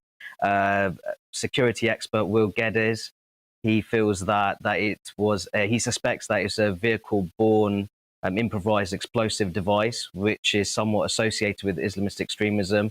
And there's also a history of Islamist terrorist attacks in countries such as Afghanistan, target medical facilities, including maternity wards. So in terms of looking at the features, the initial indications suggest that this could well be an Islamist-inspired terrorist attack. But that very much remains to be seen, and we'll find out further investigation after further investigations are made. Yeah, reports suggest that the original target for this attack seemed to be the actual service, the actual Remembrance Day service. Do you think we have an issue there now, potentially in this country, with us wanting to pay our respects to the war dead, the glorious dead, as the Queen's wreath said, of course, yesterday, and potentially pockets of people in this country now who, believe, frankly, that we've got blood in our hands as a country? Oh, absolutely. The anti-British Islamist terrorists, they quite possibly would look at that as a suitable, target-rich venue to carry out deadly terrorist attacks. And I feel that that really needs to be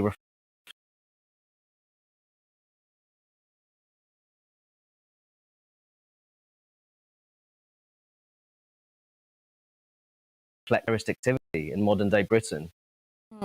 And is there in society at the moment, do you think, a rise in radicalisation, a rise in terrorist offences? Because, of course, we don't hear about all the sort of plots that are thwarted. We only really hear about the ones that do sort of emerge and are carried out. Just give us an idea of the actual level of threat that is involved, there is in Britain at the moment in terms of terrorism. Well, we know that, Mercy, in terms of our MI5 terror-related watch list, there's in the region of 43,000 individuals. 9 in 10 of those individuals are said to fall in the Islamist extremist category. So many people in the country would hear a figure like that and they would be deeply concerned.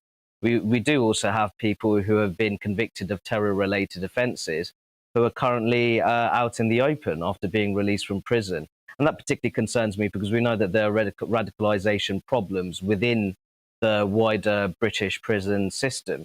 So I think that when it comes to looking at the terror threat in modern-day Britain, there is much to worry about, unfortunately. Well, there is indeed. Just specifically, Ricky, do you know much? It's fine if you don't, by the way. I'm putting you on the spot a bit here. But do you know much about the demographics, as it were, of Liverpool, or is there? You know, we talk a lot about Birmingham, for example, don't we, or Luton, or places like that. I mean, what's the makeup in Liverpool there? Is this kind of thing been coming for a while, potentially? Well, Liverpool's not usually known to be a hotbed of Islamist, extremist activity. You look at places such as Sparkhill in Birmingham, parts of East London, as you said, parts of my hometown of Luton as well. There is a history of Islamist terror-related offences in particular areas. But I would say that if there was a Islamist extremist activity taking place in Liverpool, then Kensington area would be a particular area of concern. If you look at Kensington in particular, it's very economically deprived. There are relatively high levels of social segregation. So I think that if you're looking at if this does turn out to be Islamist extremism, then Kensington area in Liverpool would be a particular neighbourhood of concern. Thank you very much, Rakib Hassan, there, imparting your expert views on this particular topic, of course, the Henry Jackson Society, and an expert when it comes to extremism, integration, etc., etc., etc. Thank you very, very much, Rakib. Great to have you on the show, as always. Well, after the break, we will have the controversy on the BBC head of news telling LGBT staff that they must be used to hearing views that they disagree with. But first, it's the weather. It's time to remind ourselves there's always another winter. Canary Islands sponsors the weather. Hello again. For many of us, a fairly glum Monday with lots of cloud around, but not a lot of rain, and the winds are fairly light, which did allow some fog patches to form through the night. Still pretty misty and murky out there at the moment. High pressure is trying to build in, and this set of weather fronts are lying across the country. So if you're stuck under these for parts of northwest England, north and west Wales, it will be a fairly damp afternoon. The rain is fizzling out, but nevertheless, rain and drizzle on and off along this stripe through the country. To the north of it, brighter skies for Scotland, Northern Ireland, some sunshine, but it is quite windy in the far northwest. Lighter winds further south, a slither of brightness, maybe some sunny spells from Lincolnshire across into the Midlands. And it's pretty mild, with temperatures creeping into the teens for the south, where we see any brightness coming through. Now, that zone of damp weather, that weak weather front, weakens further overnight. Just really an area of cloud slipping into South Wales and the Midlands. Some mist and fog is possible, but it's going to be too windy for that across northern Scotland. Very gusty conditions here through the early hours with some showers. But most will be dry, and where we've got clearer skies, it will turn quite chilly. Temperatures well down into single figures. On to tomorrow, and certainly for most of England and Wales, another dry day, if predominantly cloudy day with some mist and fog. There will be some wet weather, though, pushing into western Scotland initially. A line of rain then moves across Northern Ireland through the middle of the day, and that rain slips through the central belt into southern Scotland to end the day. Further south, most places dry, still pretty mild, lots of cloud, but again, a bit of brightness. Could see those temperatures up to 13 Celsius. Through Tuesday evening, it stays very blustery in the northwest with showers packing in here. They may even turn a little wintry over the hills times here, but elsewhere staying fairly mild. And that's how we go through the rest of the week. Wednesday looks like being largely dry and bright with some good spells of sunshine. A few showers in the northwest, mostly cloudy on Thursday and Friday, and staying pretty mild. Canary Islands sponsors the weather. You're watching GB News live across the UK and the world on our digital stream. GB News is Britain's news channel. We are the UK's home of discussion and debate from all perspectives. We are here for you. Don't forget to join our YouTube community by clicking on that subscribe button. And if you want the GB News app, you can click and catch up on programmes anytime. We love to hear from you, so email us. gbviews@gbnews.uk. Thanks for being part of the GB News family. My name is Andrew Doyle. Join me every Sunday evening at 7 p.m. for Free Speech Nation. This is a show where we address current affairs and news stories of the week with the help of two wonderful comedian panellists. I brought in comics because I want to give it a lighter edge, and also they work for less. See you there.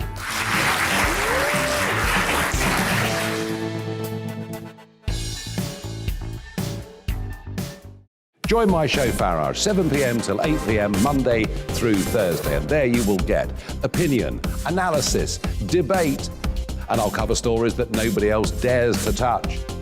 And then for the last 15 minutes, talking pints. We're over a drink. We have a civilized conversation with someone. We very often disagree, but we do it in a grown-up way. Come and join me on Farage.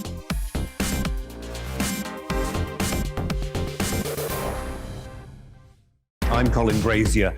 I've reported from more than 70 countries around the world, covered wars from Afghanistan to Iraq, from Lebanon to the Balkans. I'm trying to bring that experience, that feel for events, to the studio. And something else. I'm ready to give an opinion. Today's stories with a spark. Brazier from 8 p.m. weekdays on GB News. Join us for the Political Correction. We're here every Sunday to correct politics and put you, the people, back in charge. We talk about all areas of the United Kingdom, including Northern Ireland. Our debate goes way beyond the Westminster Village. It's about the real country. It's about your opinion. So please, we want you to tell us what you think. This is the Political Correction. Every Sunday morning from 10 a.m. here on GB News.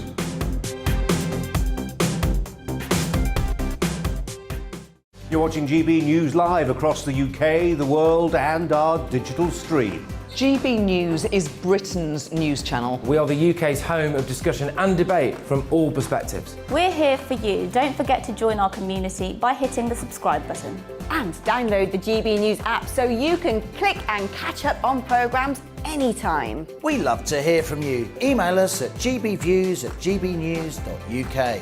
Thanks for being part of the GB News family.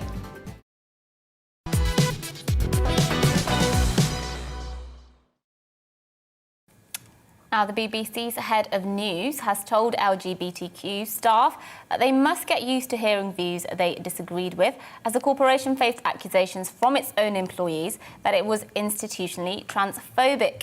The debate around the impartiality of our national broadcaster has been going on for some time. Well, the group Defund the BBC has been very vocal in its criticism, but is not alone in expressing criticism about both the broadcaster's perceived lack of impartiality as well as their pandering to identity politics lobby groups. What are your thoughts on the BBC? As ever, get in touch, gbviews@gbnews.uk. Indeed, but for now, let's go to Peter Barnes, who's a political consultant and strategist, and joins us now to discuss this further. What do you make of this? I did my monologue on this about an hour and a half ago, and I think it's actually a step in the right direction that they've withdrawn from Stonewall, which is a very divisive organisation, and that they're saying, look, we're the BBC, we need to be open to people's views. What's your view? Oh, I couldn't agree more. I think them pulling out of the Stonewall Diversity Programme was a great move. I thought it showed the BBC's recommitment to impartiality, which has been, like you say, a matter of much debate for quite some time now. One thing that really struck me about this entire debate is having to tell journalists that they have to listen to opinions they don't like, particularly when it comes to the national broadcaster. Journalists are supposed to investigate all stories, no matter where it goes or no matter what the outcome is going to be, and yet we seem to have many in the BBC who just don't seem to be open to doing that and would rather play activist than journalist. Exactly, and I find it astonishing that they should be told to listen to things that they don't agree with. I listen to things I don't agree with on the BBC the whole time. Anything Gary Lineker says, Dan Walker, now I have to watch him dance as well. Alan Hansen's bang average to, frankly, ludicrous. Don't knock Strictly Come Dancing.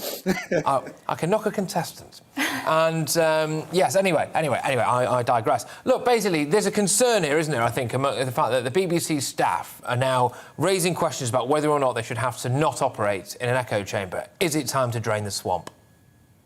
Oh, completely. But what's quite interesting is there's similar parallels happening in other places as well. If you look across the pond over in the United States, the same thing has happened with Dave Chappelle over at Netflix. There was a walkout by LGBT members of staff over his supposedly controversial special where there's trans jokes made.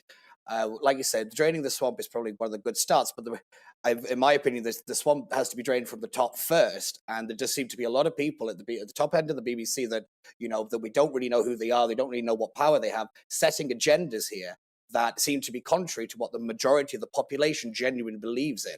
The corporation seems to operate in its own little isolation bubble, and that has to change. And I think as Mercy said, pulling out of the Stonewall programme is a good step in that direction. And what do you think they need to do? Because they're still a long way, I would say, by my estimation, from being representative, perhaps, of the broader views of the British public. There's some views I feel they don't represent. What needs to be done? Is it something on the side of politics? Is it to do with BBC leadership? What can be done to make sure they keep travelling in this direction? I think it's a mixture of things, really. I think one of the biggest things they need to do is they need to stop the kind of the middle classness of the BBC, for want of a better phrase. There needs to be a lot more working class voices, a lot more regional voices as well. I think need to go into the BBC right now. It just seems to be incredibly London-centric and very metropolitan in its outlook. I tend to find the BBC at the moment is more interested in telling people what they think rather than asking them what they genuinely think. And more importantly, why do people think what they think? When we look at really some of the stories that have been coming out really since Brexit, for example, the BBC has just gone down this spiral and it doesn't know how to stop itself. And if it's not careful, the BBC is going to end up with very few friends. And that's the last thing the corporation needs right now as we go into tougher economic times. Yes, indeed. Now, unless I've been massively stitched up by one of my producers here, which wouldn't be for the first time, my understanding is that you are yourself a member of the LGBT community. Is that right? Yes, I am, yeah. So I was just wondering what you're going to go away with that. Quite interesting. Oh, yeah, exactly. Yes, I'm glad, because otherwise I think I'd have just been sacked. But so what do you feel about the BBC's lack of involvement now with Stonewall? Do you think that actually, there are concerns about whether or not the BBC now is going to be able to police things like homophobia or transphobia amongst its colleagues? Well, I don't really believe that, if I'm being honest. I generally know most LGBT people aren't that interested in Stonewall anymore. There's probably more gay conservatives out there than there are that people would probably like to recognise. I mean, if you walk around Westminster, there's a significant lot of gay people and who happen to be on the right working around there as well. What I find most interesting is this idea that Stonewall cannot get through its head that people may not agree with them.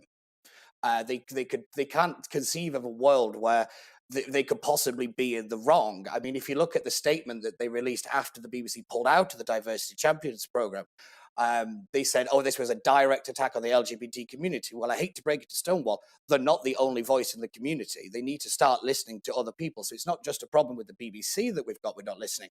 It's a problem with Stonewall as well. Great stuff. Well, thank you for joining us this morning to talk about that. Peter Barnes, political consultant and strategist. Indeed, yes, great stuff that, Peter. Thank you very much for joining us. Now, after the break, we will be looking at the state of the ambulance service. In fact, I've actually just had a message from someone who says that their aunt had to wait 8 hours for an ambulance yesterday. The reason why we were asking it initially is because a 94-year-old diabetic pensioner had to wait 14 hours after falling. But before that, let's have a look at this morning's news.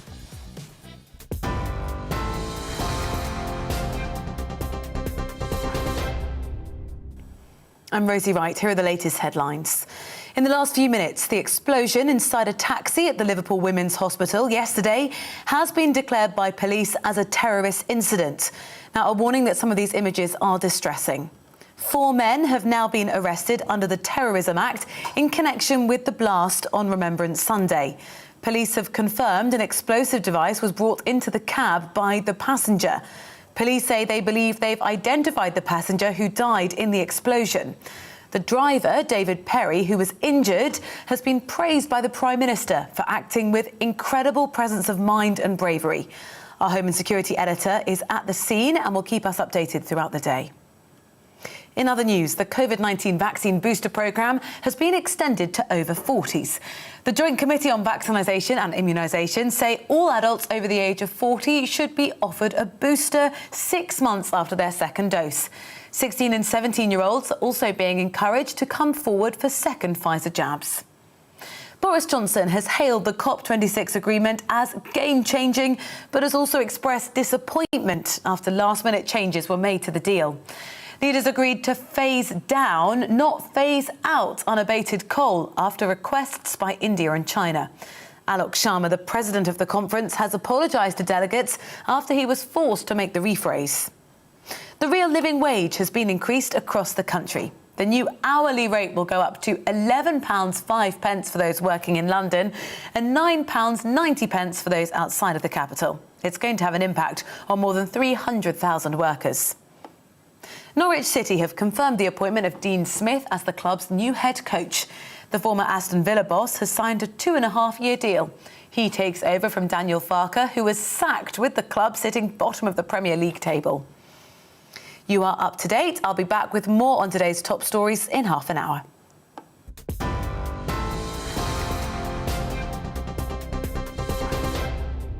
You're watching GB News live across the UK and the world on our digital stream. GB News is Britain's news channel. We are the UK's home of discussion and debate from all perspectives. We are here for you. Don't forget to join our YouTube community by clicking on that subscribe button.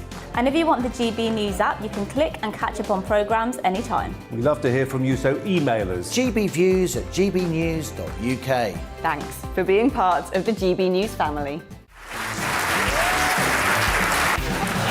My name is Andrew Doyle. Join me every Sunday evening at 7 p.m. for Free Speech Nation. This is a show where we address current affairs and news stories of the week with the help of two wonderful comedian panellists. I brought in comics because I want to give it a lighter edge, and also they work for less. See you there.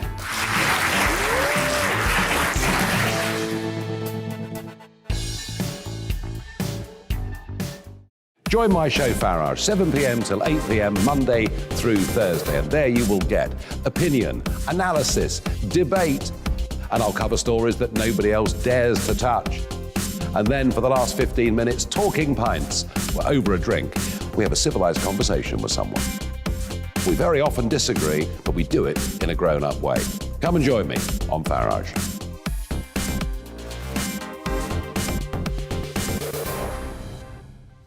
I'm Colin Brazier. I've reported from more than 70 countries around the world, covered wars from Afghanistan to Iraq, from Lebanon to the Balkans. I'm trying to bring that experience, that feel for events, to the studio. And something else. I'm ready to give an opinion. Today's stories with a spark. Brazier from 8 p.m. weekdays on GB News.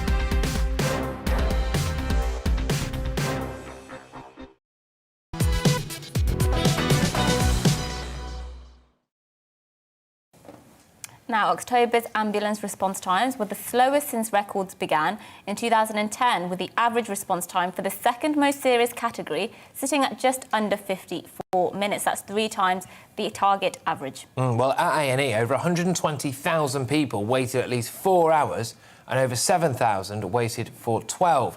These are also the highest figures on record. Yes, while 92-year-old Thomas Miles had to wait over 20 hours for an ambulance after severely breaking his hip after a fall, and after spending the whole time on his back on his bloodied kitchen floor. He was unable to eat solid food or go to the toilet, with only paracetamol through a straw to help ease the pain. The ambulance arrived the following day, which is absolutely shocking to even read out. Disgraceful. Anyway, let's talk now to paramedic and managing director at MET Medical, Dave Hawkins. MET provides a private ambulance service with partnerships across several counties, including Herefordshire, Bedfordshire and Suffolk, I believe. Thank you very much for joining us. Look, I think it's in this situation, it's difficult to know who to blame, isn't it, I suppose? I mean, there's no way the paramedics would have wanted to have left a desperately ill man on his kitchen floor in dire need. So who is to blame here? I think it's a really difficult one, to be honest. And actually, when you look at the whole picture, the NHS is under huge pressure and it's increasing. And that pressure on staff means that they're leaving the ambulance service. So we've got difficulties recruiting in the NHS. And I think the only solution really in the short term is we've all got to kind of work together. I know GPs are under increased pressure as well. And I think as a public, particularly post-COVID, we're kind of thinking, oh, we've got a sneeze, we've got a cough, are we going to die? And we want to have a medical opinion. And I think sometimes we're seeking a medical opinion too soon, where maybe we could go to a pharmacist, we're going to the GP, and then where maybe we could actually see our GP, we're calling an ambulance for a checkup. And this obviously doesn't help the matter at all. But some people might actually... It's a weird problem, isn't it? Because while some people might be calling an ambulance when they don't need one, there's also people who are letting their medical conditions sort of go on much longer than they can and then becoming more acute, which means their likelihood of needing an ambulance probably does increase. So given that it's so complicated, what here is the solution in terms of wait times? I think we're going to have a tough winter, whatever happens. And I think, you know, as a father myself, if my daughter was sick and I thought she needed to be seen in hospital, first of all, I'd see if I could get her to the hospital. And if I couldn't, then I'd be thinking about an ambulance. And I think we need to just be a little bit more aware of ourselves. You know, if we are able to take a taxi to hospital, yes, we still might be queuing in A&E, but then we're being triaged by the nurse on arrival rather than taking an emergency ambulance for some, you know, our neighbour could be having a heart attack and, you know, we might be having a checkup because we've got a cough, we're worried that we've got COVID. So I think there is an element of all of us having a responsibility to, you know, deal with this together. I know that GP call volumes are up like 100% or something. And then obviously overall 999 calls are up by a huge percentage, which means we're all just calling 999 more than we did pre-COVID. OK. And look, I know this is not what you're doing at all, but I think, can you understand that maybe for some people, you know, it looks a little bit like pushing the blame onto the public, doesn't it? I think, I know that's not what you're doing here, but it's... I think people expect in a first world country, in one of the world's largest economies, that if they do want an ambulance, they probably would be able to get one. And, you know, we shouldn't necessarily have to think about taking our own taxi to a hospital. It points at a wider issue here, I think, doesn't it? I do, but I do think there's an element of education. But I think, obviously, we need to be looking at how the system works. Is the current system right? I honestly do not know whether throwing more government, you know, taxpayers' money at this is going to solve it. But there is clearly an issue, and it extends not just within the ambulance service, but in the whole, you know, NHS patient journey. Dave Hawkins, thank you for joining us this morning. He's a paramedic and managing director of a private ambulance. And good luck as well with you know, the impending massive workload that this winter's going to bring for him. But, yes, indeed. And he mentioned there that GP appointments are up, calls to 999 are up, but surely that's a legacy of the lockdown and the fact people was almost discouraged, I would say, to not actually go into hospitals, and which means people's problems have been building up, and that's why we are seeing this massive backlog. I don't think, you know, that it's people sort of calling ambulances unnecessarily. We were just speaking actually in the break, saying that, you know, now we use the doctor as a very last resort almost. Calling an NHS GP is a very last resort because we just know that the time it takes to even get seen by a doctor, the time it takes to get an appointment to see a consultant if you need one. So I don't sort of agree that people are just sort of misusing the ambulance service. Well, I can remember there being I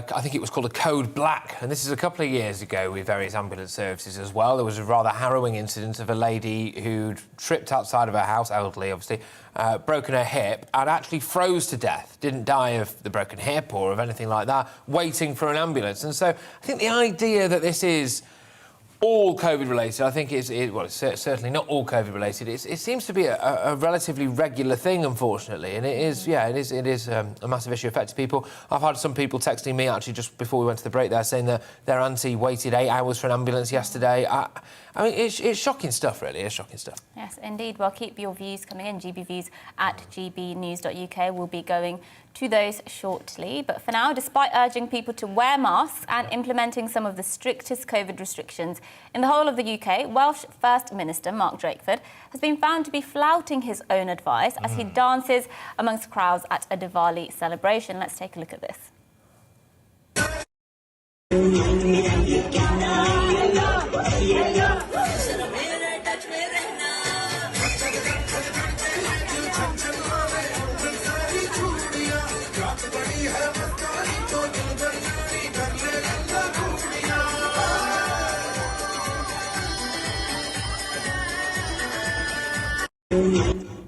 The absolute state of that. I mean, what that is more than anything is a massive embarrassment. Yes. Massive national. You're just waiting for Justin Trudeau to turn up, aren't you?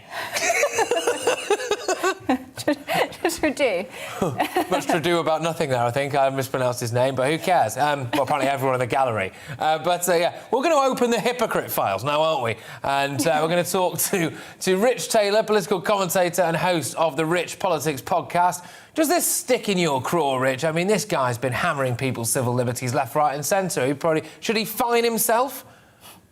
Well, first of all, thanks for allowing me to call this hypocrite out. This is more hypocritical than Con26, to be honest with you. This is a man, don't forget, who's mandated masks inside shops, told people to wear them in indoor spaces. The measures he's put in place are far greater than anything you've seen in England. And here he is prancing about on a dance floor. Actually, the event was organised and it was held in Cardiff University. It was called the Ganja Connect exhibition, ganja being the appropriate word. The reality is the Welsh media here have not called this out. They're more concerned over his style of dancing and his quality of dance. Yet this is a man, don't forget, on the 9th of November, last Tuesday, with 600 protesters or so that I gathered with outside the Welsh Parliament to protest against vaccine passports being introduced into cinemas, theatres and concert halls. And here he is, watching the footage, which, by the way, has had over 500,000 views on my Twitter account. So people in Wales are very, very angry because this smacks in the face of hypocrisy, a man that has laid down the law for so many of us that we've had to live here under Wales. And I will say this to you viewers, I am not going to comply. I have had enough of governments and politicians that are purely being hypocritical and telling us what we should do when they're breaking the rules themselves. The guy is a complete joke, and he should at the very least, Patrick and Mercy, this man should offer an apology to the many people that he has shown contempt to here in Wales. Absolutely. And the problem is the people of Wales don't have much at their disposal if they oppose these things, because it is still the case that, you know, for example, you have to have that vaccine passport if you want to attend large events. That vote passed in somewhat dubious circumstances. But what can people do if they say, hang on, I don't want to do these things? They can't do much, can they? No, I look what happens in the Senate here when they debate in the chamber in Cardiff. The whole ideal premises of the vaccine passport being introduced by Leonard Morgan, who's the Health Minister for Wales, was based on anecdotal evidence. That is public record. There is no scientific, medical reasons why vaccine passports were introduced into Wales. It's an absolute disgrace. And what we're seeing in Austria now, we look at that and think, oh, that's terrible. Believe me, to all the viewers out there, in the UK and here in Wales, this is a creep towards where we're heading if we don't stand up and speak out. And I would urge everyone not to just take it when politicians pass legislation like this, but stand up and speak up, because our freedoms, our medical privacy and our right to choose is being taken away from us by politicians. And surely that can't be right. But I go back to my original point. There is no scientific medical basis for vaccine passports. It means this: someone can go to a cinema tonight, in Wales to show a vaccine passport into a cinema that's empty, just you by yourself there.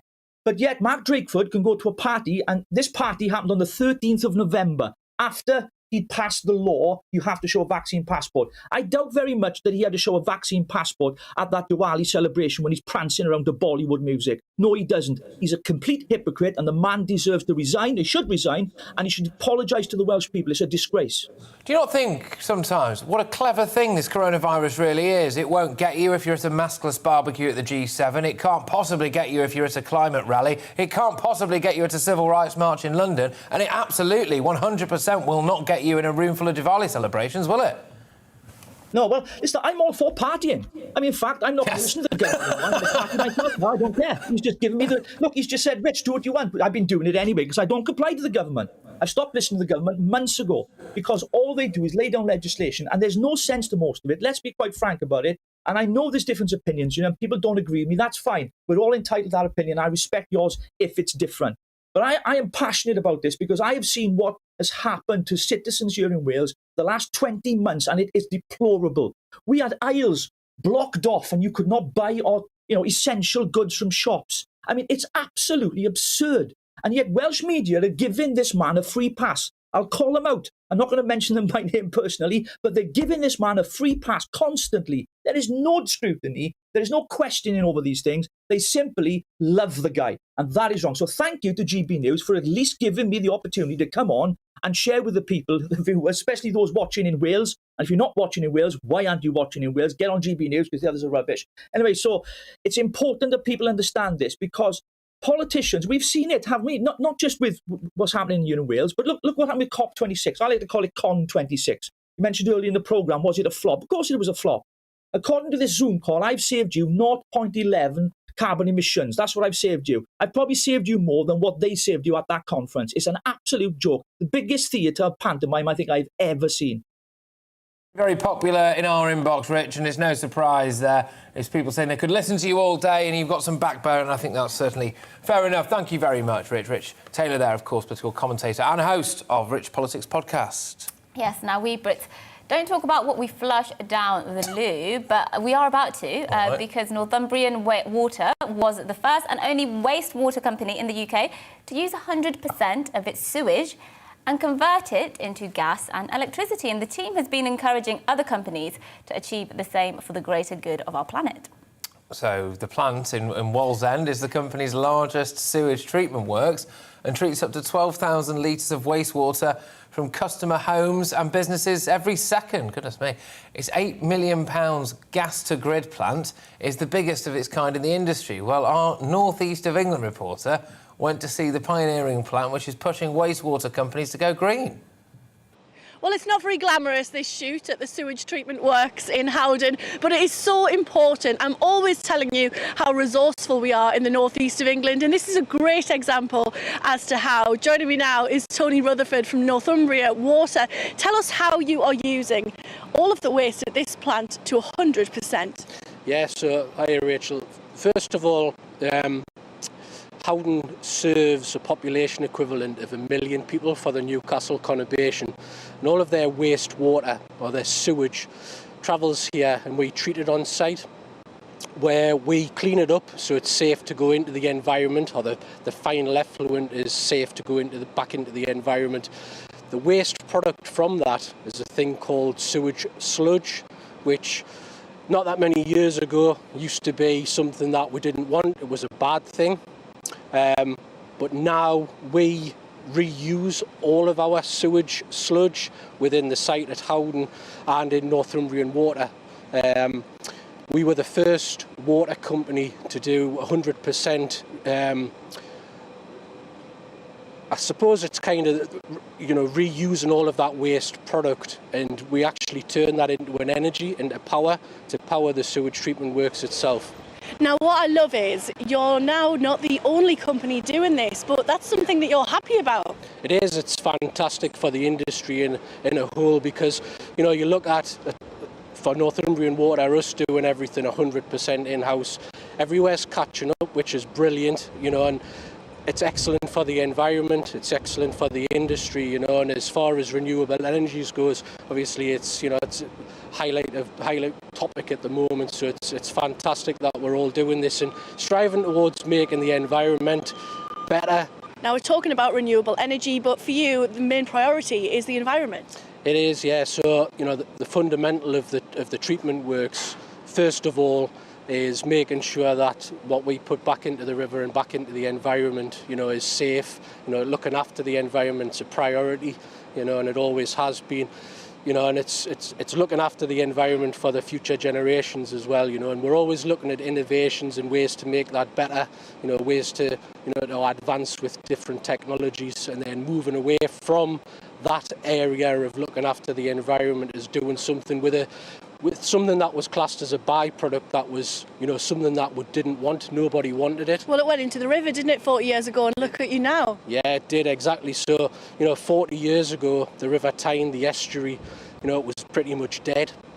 The migratory fish that travelled through there, they couldn't do so because, of the amount of trade effluent going into the river, but also all of the raw sewage from the population of Newcastle. Everything went into the river, and it was, just a mixing pot, a cauldron of, poisonous different effluents, and it was really bad. Whereas now, it's absolutely fantastic, some of the work that's gone into it, and it's, makes us proud to be part of it. Talking about your pride there, the fact that you've influenced other companies to achieve what you've achieved, that must feel amazing. It does, yeah, and I think, especially with, the green energy sector and the gas to grid process that we have here, we were one of the first companies that embraced that and took that on board. the learning for that, for other companies. You know, we work together, we want to work together, we want to look after the environment together, and we want to move forward, you know, and do more. You know, we're always striving to do more. Tony Rutherford, thank you very much. The North East, once again, leading the way. Hey, there we go. Rachel Sweeney there, bringing us the latest from the North East. Not that I've ever pondered this, but I don't know how I feel about treated sewage. Right. I mean, Why it just, not? I don't want. I What, just do you have don't want it strong to be views made. about untreated I don't want it to be made into anything. Really. I don't It's all like a it. bit. I don't like it whether some places, I'm sure this has happened, where they're like, all of our water here comes from treated sewage. It's like, right, well, Yeah, I'm going to be sick now, if that's all right, because I don't really like the idea that my drink has passed through someone. But anyway, there we go. Some of your views now. Lots of people getting very, very angry about the ambulance waiting times, saying if we have such a major problem with ambulances and waiting lists, why isn't it being dealt with? When people call 999, they go through to a control room. It's down to them to make sure this is sorted out. Loads of you are getting in touch about that. We'll be returning to this one because it's not going away anytime soon. Thank you very much, everyone who's been getting in touch. Yes, that's it from us here at To The Point, but don't go away. Up next is The Briefing with Gloria De Piero, so stay here for that. It's time to remind ourselves there's always another winter. Canary Islands sponsors the weather. Hello again. For many of us, a fairly glum Monday with lots of cloud around, but not a lot of rain, and the winds are fairly light, which did allow some fog patches to form through the night. Still pretty misty and murky out there at the moment. High pressure is trying to build in, and this set of weather fronts are lying across the country. So if you're stuck under these for parts of northwest England, north and west Wales, it will be a fairly damp afternoon. The rain is fizzling out, but nevertheless, rain and drizzle on and off along this stripe through the country. To the north of it, brighter skies for Scotland, Northern Ireland, some sunshine, but it is quite windy in the far northwest. Lighter winds further south, a slither of brightness, maybe some sunny spells from Lincolnshire across into the Midlands. And it's pretty mild, with temperatures creeping into the teens for the south, where we see any brightness coming through. Now, that zone of damp weather, that weak weather front, weakens further overnight. Just really an area of cloud slipping into South Wales and the Midlands. Some mist and fog is possible, but it's going to be too windy for that across northern Scotland. Very gusty conditions here through the early hours with some showers. But most will be dry, and where we've got clearer skies, it will turn quite chilly. Temperatures well down into single figures. On to tomorrow, and certainly for most of England and Wales, another dry day, if predominantly cloudy day with some mist and fog. There will be some wet weather, though, pushing into western Scotland initially. A line of rain then moves across Northern Ireland through the middle of the day, and that rain slips through the central belt into southern Scotland to end the day. Further south, most places dry, still pretty mild, lots of cloud, but again, a bit of brightness. Could see those temperatures up to 13 Celsius. Through Tuesday evening, it stays very blustery in the northwest with showers packing in here. They may even turn a little wintry over the hills at times here, but elsewhere staying fairly mild. And that's how we go through the rest of the week. Wednesday looks like being largely dry and bright with some good spells of sunshine. A few showers in the northwest, mostly cloudy on Thursday and Friday, and staying pretty mild. Canary Islands sponsors the weather. You're watching GB News live across the UK and the world on our digital stream. GB News is Britain's news channel. We are the UK's home of discussion and debate from all perspectives. We are here for you. Don't forget to join our YouTube community by clicking on that subscribe button. And if you want the GB News app, you can click and catch up on programmes anytime. We love to hear from you, so email us. gbviews@gbnews.uk. Thanks for being part of the GB News family.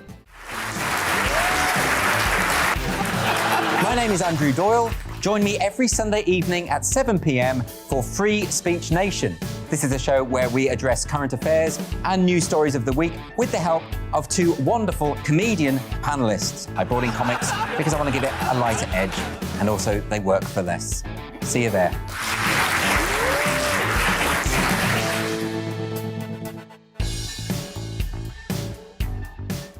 Join my show Farage, 7 p.m. till 8 p.m. Monday through Thursday, and there you will get opinion, analysis, debate, and I'll cover stories that nobody else dares to touch.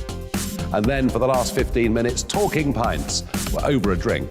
We have a civilized conversation with someone. We very often disagree, but we do it in a grown-up way. Come and join me on Farage.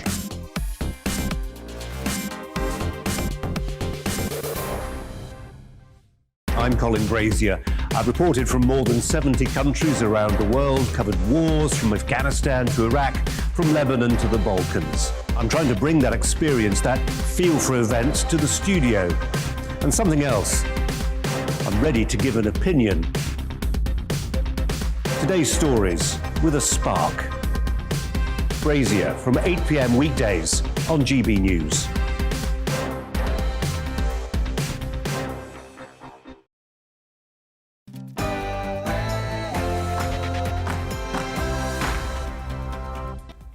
Hello and welcome to the briefing with me, Gloria De Piero. Lots coming up today. We'll have the latest on the Liverpool terror attack and the fallout from the COP climate summit. We'll ask are Northerners about to be let down again on transport and whether laws around dangerous driving are tough enough. And with the latest on attempts to stop raw sewage pouring into our rivers and sea. First is the news with Rosie.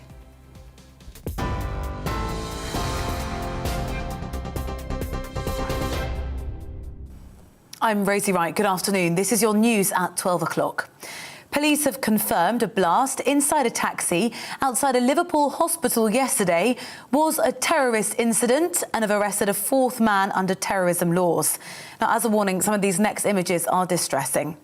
Officers believe they've identified the passenger who brought an explosive device into the cab. The passenger died in the explosion, and police at this point have said his motives are unclear. The driver, David Perry, who escaped with injuries, has been praised by the Prime Minister. It does look as though the taxi driver in question did behave with incredible presence of mind and bravery, but I've got to say this is something that is an ongoing investigation. I think it would be premature to say much more than that. In other news, the COVID-19 vaccine booster programme has been extended to over 40s. The Joint Committee on Vaccination and Immunisation say all adults over the age of 40 should be offered a booster 6 months after their second dose. 16 and 17-year-olds are also being encouraged to come forward for second Pfizer jabs. Professor Jonathan Van Tam, the Deputy Chief Medical Officer, said we need to be patient with the data. 2 further evolutionary steps are announced today. And this is how we go forwards. Wait for the data, move the dial. Wait again for more data, move the dial. Develop confidence and certainty with every step. Meanwhile, a judge in North East Lincolnshire has ruled a 12-year-old boy can be vaccinated despite his mother's objections. He's living in council care, and it's been concluded that a local authority can arrange and consent his flu and COVID-19 jabs. The judge said in his written ruling this was the first case of its kind. Boris Johnson has hailed the COP26 agreement as game-changing, but has also expressed disappointment after last-minute changes were made to the deal. Leaders agreed to phase down, not phase out, unabated coal after requests by India and China. The president of the conference, Alex Sharma, has apologised to delegates after he was forced to rephrase the pledge.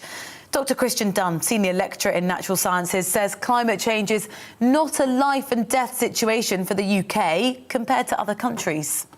Other areas of the world, that 1.5 degrees C, that is, as they've said, life support, that is the bare minimum they can cope with. Any more than that, and you are talking about sea level rise, extreme heat, extreme weather events, and you are seeing loss of livelihoods, loss of lives.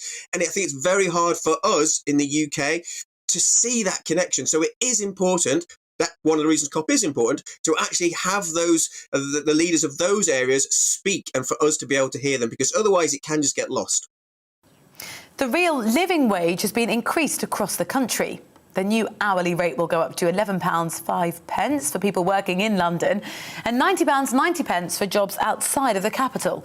Almost 9,000 employers already pay it, which is higher than the statutory living wage. It's going to impact more than 300,000 workers. Russia has claimed Britain is to blame for the migrant crisis on the Polish border after the Foreign Secretary demanded that Vladimir Putin intervene. Liz Truss says Russia has a clear responsibility to end the manufactured migrant crisis, adding the UK will not look away. A large number of migrants are in a makeshift camp on the Poland-Belarus border. Poland has sent 15,000 troops, backed by tanks, air defence assets and other weapons, to prevent crossings. The EU, which repeatedly sanctioned Belarus for human rights abuses, has accused the country of sending migrants as pawns to try to destabilise the region. Austria is putting its unvaccinated people into lockdown to try to slow the spread of coronavirus in the country. Anyone aged 12 and over who hasn't had the jab is now banned from leaving their home except for work, food shopping, exercising or going to get the vaccine. The measures are now in force and they're going to last for at least 10 days. It's estimated to affect around 2 million people.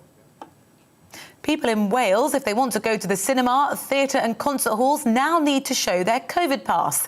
The extension of the pass comes in response to the high level of the virus detected across the country.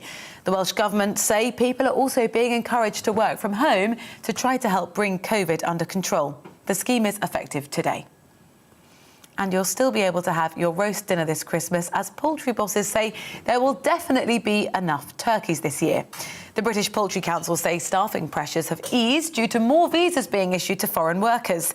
They've confirmed producers have managed to recruit some EU seasonal workers who've settled status in the UK. That is all of your news for now. I'll be back to update you in half an hour. But now, the briefing with Gloria.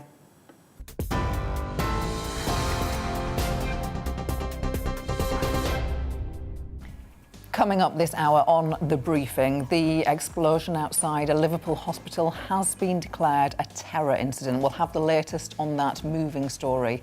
Plus, with the news at the promised Leeds-Manchester Northern Rail link,